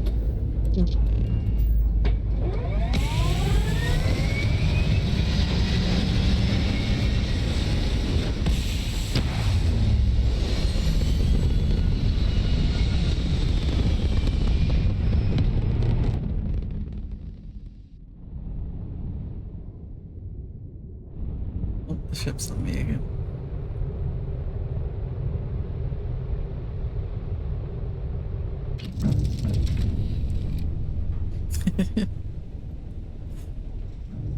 It's interesting.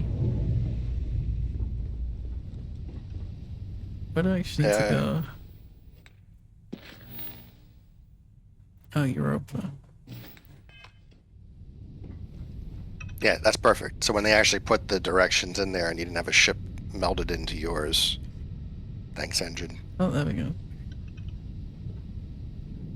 Now you have clear, you know, hey, it's telling me I need to go to Europa. Cool. Where's Europa at? Black course. Boom. I know exactly where to go. Must be some weirdness with it spawning the ships and... Yeah, it's... When it returns the ships back on, when it's simulated, they get kind of like snapped to one position. So you'll see that explosion when you go to certain orbits where like the ships are kind of bunched and then the engine pushes them away from each other. And so you see ships just fly through the air until the AI stops them for the momentum and they start doing stuff. It's great. It's, you know, fighting with the engine. We're doing way more than the engine was really designed for. It's designed around the player completely. Everything is waiting for the player, an encounter around the player.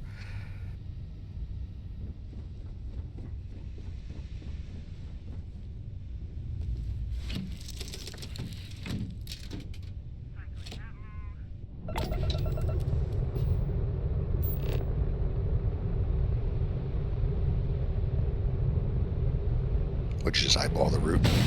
Yeah. Yeah. 10, How'd you like, do 2 that, Sila? systems away. Yeah. How'd you eyeball the route? I don't know how that works. Sorry, I need to go north and then west. Well, how'd you figure that out? I don't Then know. I can follow what is this that? conveniently named North Gate.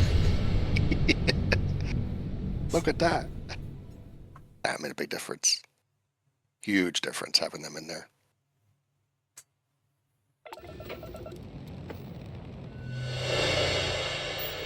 And then there should be a conveniently named West Gate.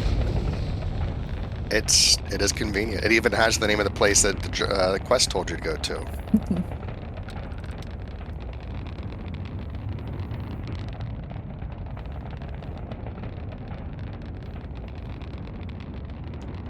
I actually do. I kind of like going through the gates. It's all I use. Using menus all the time just kind of get like tedious, and then needing to wait for the grab drive to process. Rev up and everything, yeah.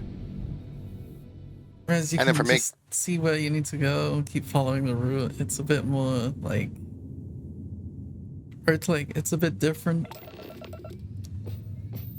And you're still seeing things as you go through. Yep. Finally had the guts to show up. Looks like Adler finally saw. Like for me, it's basically like traveling. It's the major difference I would say when you're looking at StarSim versus like Fallout 4 is that it still had these individual areas with content, but you're able to walk between all of them in the world itself. Now we have like basically doors. There's doors to each giant square of area that has content. But that's the only major difference, I would say. It's still, if you're traveling through the network, I don't use cruise mode. It just didn't really click for me.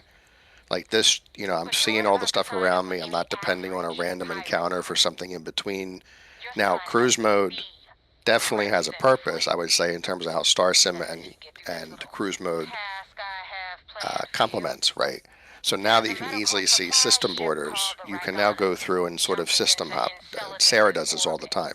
So she'll go and say, cool, I need to get to whatever system. Now, you don't necessarily know until you start exploring more where the system borders are at without looking at the map. Once you get it down, then your trip from one place to another is rapid because you can go cruise mode to a network inter-system orbit, fly through the system gate, cruise mode to the next network inter-system orbit, fly through the system gate, and then you've jumped 2, 3, 4 systems in basically no time.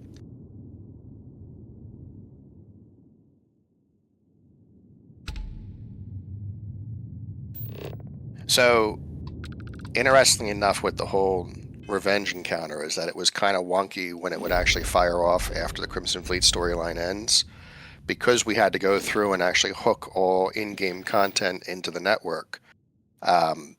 It's a set location now. So in proximity to Crimson Fleet's territory on the network map is going to be an orbit that you'd go into, and then as long as you find the spot where it triggers, you will be in it. All the stuff works that way. So Junos, if you do Ryujian's storyline, there's an orbit that is going to have Junos. All the quests that would usually start from random going to certain systems, they have set orbits in the map itself. So that's why exploring the entire network, you're going to find all kinds of stuff that you probably may or may not have actually played or did, including quest lines, in the past. They try their best to direct you to these places. Like, even in the base game, if you go through and you hail security ships, military ships, they're designed in the code, vanilla code, not us, to kind of loop through different places that send you to.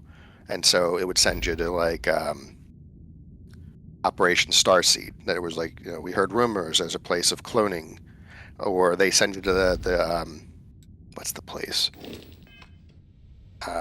It's where the prisoners are. There's a place where like a prisoner compound. So they do that as a way to kind of get you to some of those places, but not all of them. Some of them you just had to jump to a system and a quest would start.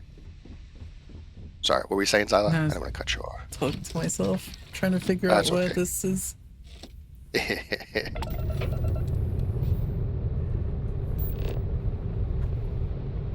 So yeah, if you're exploring the network, exclusively the network, and you can kind of figure out the boundaries of it, especially if you turn the maps on, you're going to find stuff.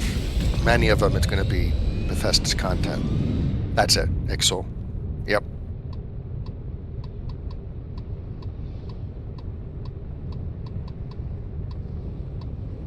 And it for a sec. Oh, Where are you trying to go? and something.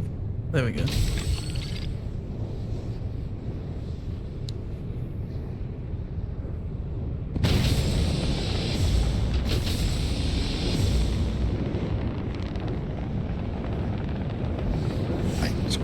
What Silo's doing right now, you have that ability to go through in cruise mode to wherever, like normal. Works perfectly, mostly fine. I think the only issue we're still running into is if you cruise out of a star, sometimes it cleans everything up, sometimes it doesn't. Or stuff like this where you run into the invisible wall and has to fly you around it.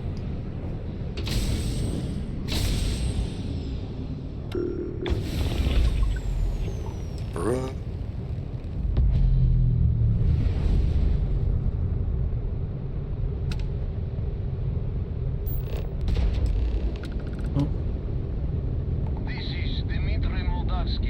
Pilot of the Regana. We are a simple transport ship heading to New Homestead. We do not want any trouble.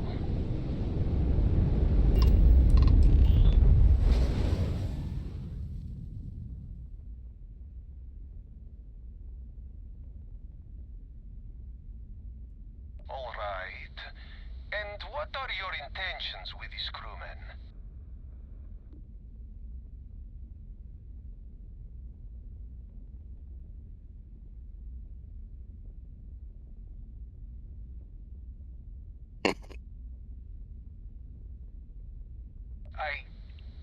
I do not know who you are talking about.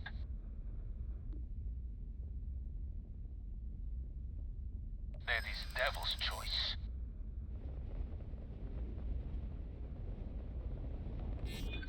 It's true. I do not know him that well. And some of what he says It's amazing you can take somebody's morals in just a dialogue thing and convince them to kill somebody. I do not even know if you are with them. Usually they are not one to talk. I know you are right, but... God damn it! Oh God, I do not know. I do want Is that normal? That's gonna let you just keep doing that and not use all the turns up? I was just getting lucky. I think if you're in the last turn and it keeps succeeding, it will keep going until you fail. Really? I never knew that. You can't be serious. Austin, I am sorry. I will make it quick. No, wait! What are you doing? God damn it, Dimitri, you... Wow. That's dark. There. It is done. Now you hold up your end of bargain and let us go. Wow. I've never done that.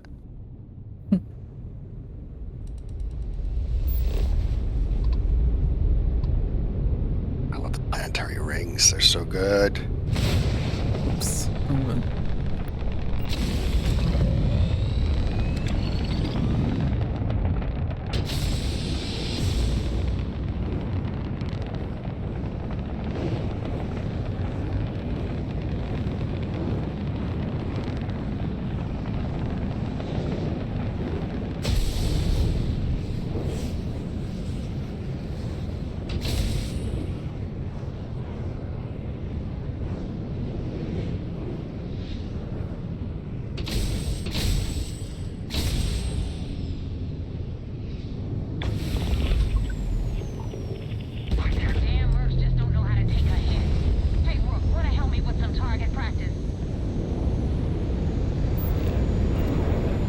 Practice to not shoot the Estrella, which I've done a few times in this fight. Then everything goes hostile towards you and the quest is like broken. Hostility will not be tolerated.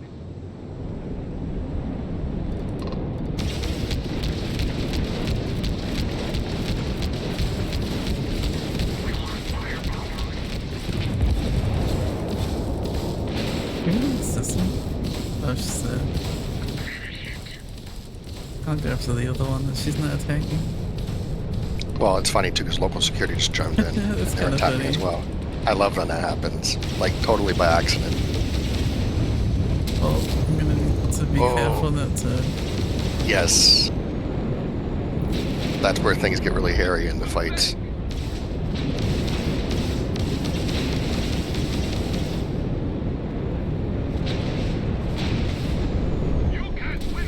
So many.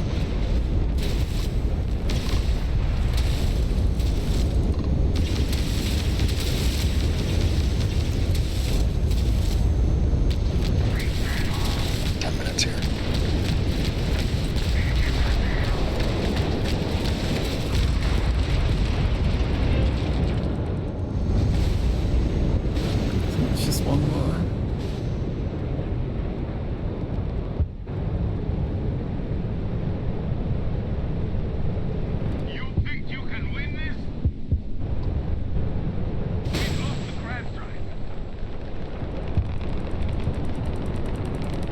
I'm surprised it's surviving so long against so many.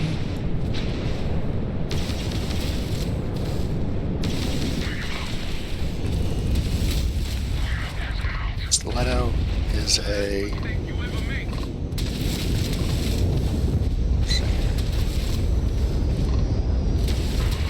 It's an M1 class too, yeah. That's very surprising it's surviving that long. Well, it's not surviving much longer.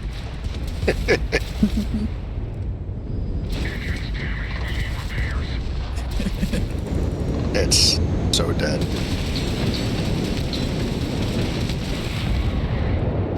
They stop shooting it if it can be boarded? That's interesting. Yeah, I think that's a default vanilla. Well, sometimes the engine kind of works the way it works. Help them kill people and then they start scanning me instantly.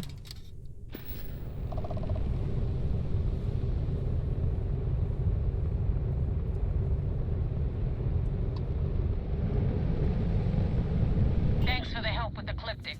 I had it under control, but it definitely went faster after you jumped into the fight. Now tell me about the Ragana.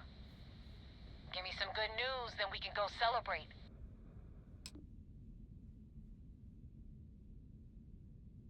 Huh. No kidding. That'll make Delgado happy, seeing as our hands are clean. I would have preferred if you hadn't left witnesses behind, but at least you got the job done. Anyway, you wanted into the Crimson Fleet? Well, you're in. Yep, it's that simple. Hope this business with Rakes taught you something. Because I'm about to stick my neck out and vouch for you. If you screw up, and I wind up looking like an asshole, I'm gonna send someone after you. We clear?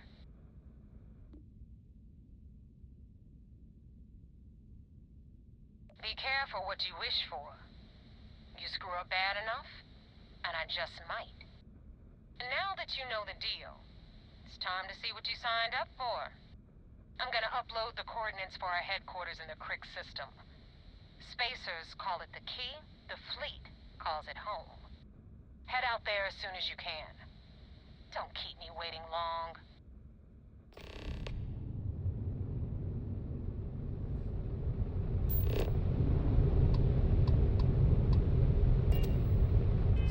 Where do I need to go for this?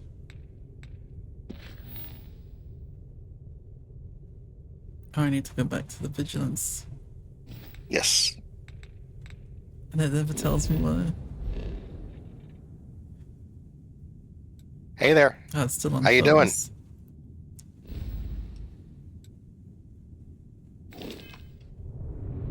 Oh yeah, we want to do a lot of stuff with Gallbank. We have the Gallbank ships kind of going about, and then it'll play into like hacking and boarding and getting a bunch of credits and stuff, which we built into their loot pool and everything like that. I forget if we already have that now. If you find Gallbank ships, I'm pretty sure we gave them a pretty good amount of credits every time, but they're pretty rare to find, and they always stay in the settled systems.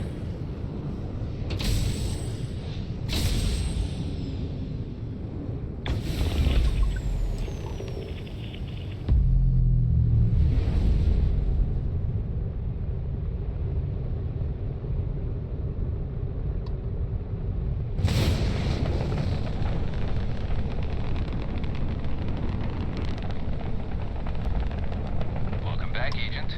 You're clear to dock at docking port 1.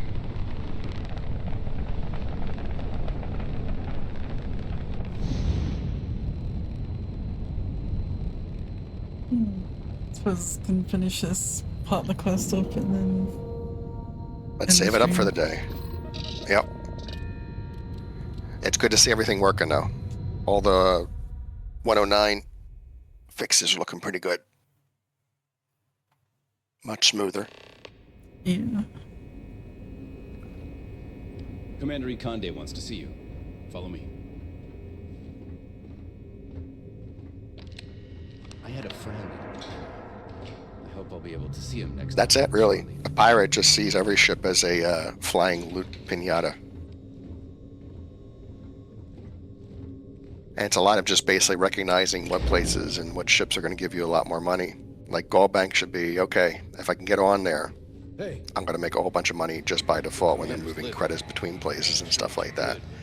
You know, and the rest of it's going to be more inference when you're looking at a ship and you saw it docked at a high-priced factory, then it's likely it just picked up a bunch of those to move them to somewhere else. Well, boom.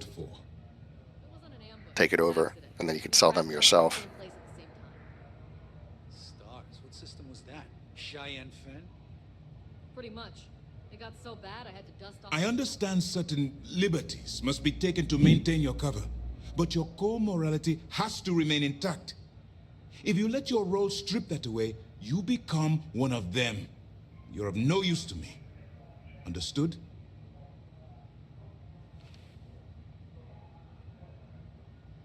Well said.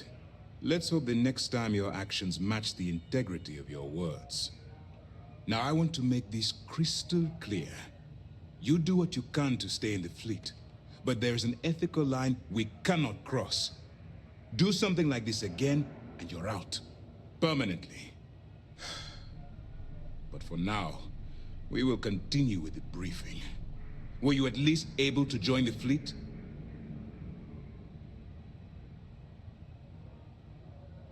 It's a dangerous plan, and you came awfully close to killing more than just Rake. Thankfully, you at least managed to spare the rest of the crew. Now it's time for the next phase of the mission. Our intel on Saoirse was correct. After we received reports on your interaction with Adler Kemp, we picked up on your rendezvous with Neva Mora. Our files indicate she's second in command, so getting on her good side will ensure you get into the Crimson Fleet. Yes, you passed your first test and you're still alive. But before we get too confident, that either means she suspects nothing, or she intends to make an example of you later. Just remember, these are ruthless criminals, so don't let your guard down. And their ruthlessness is only surpassed by their cunning. You should proceed with caution, regardless of how well you think you've ingratiated yourself. So what's next for you on Neva's agenda? Where you'll meet Delgado, no doubt. Delgado is the leader of the Crimson Fleet. I have a profile here with some information on his background. You'll want to know the individual cadences of every member of the fleet, but... I couldn't even make it in a few of my tests going into Varun space through the Zealots. Now that you're with I was in the Frontier, and the Frontier is like tissue paper, even in vanilla, but yeah, they took me out before I even got through the gate. Especially while you're on the key. But if you want to go House Varun, you've got multiple pathways already in the base game. So if you want to get friendly with them and kind of hook yourself into what they're doing, immediately, Lieutenant. There's, I think, 2 pathways, so they're not going to attack you on sight. Otherwise, you are a non-believer, and they're going to kill you on sight, just because that's what their religion demands. A lot's going to go on with Varun. So leave it at that. Dismissed.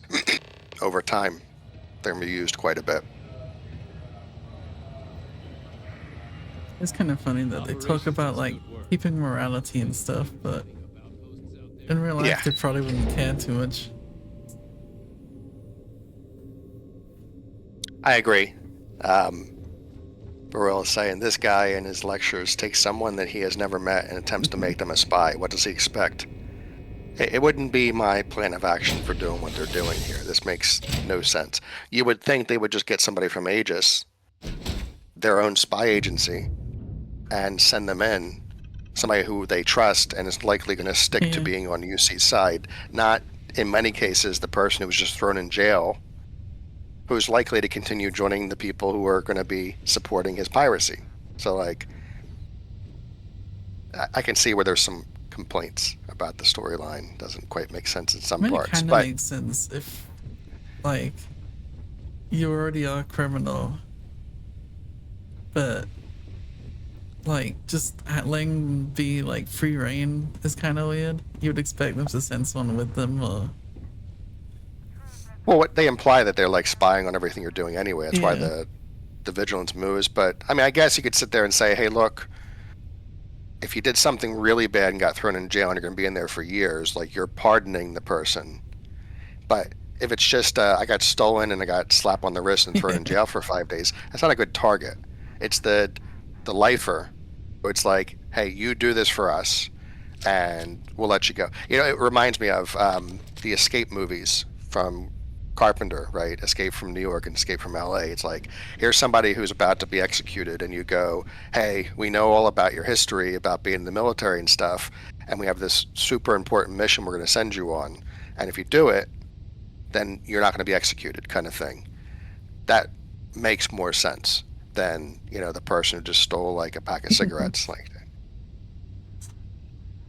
All right, you think it's a good stopping point right here? Yeah. Cool. So I guess we're going to be doing the full Crimson Fleet storyline. So, Zyla, when's our next stream? Sunday. Sweet. What are we looking at for next week? What's your schedule?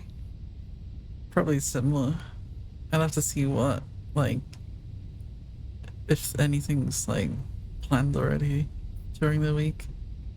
So Zyla will go through and set up events on the Discord whenever she's going to have the open availability for these streams. So just keep an eye out. You can register to the events if you're looking to actually hop on the stream. So we have the one, let's see, 23rd. Yeah, Sundays is already on here. And then any future ones will get pushed to there as well.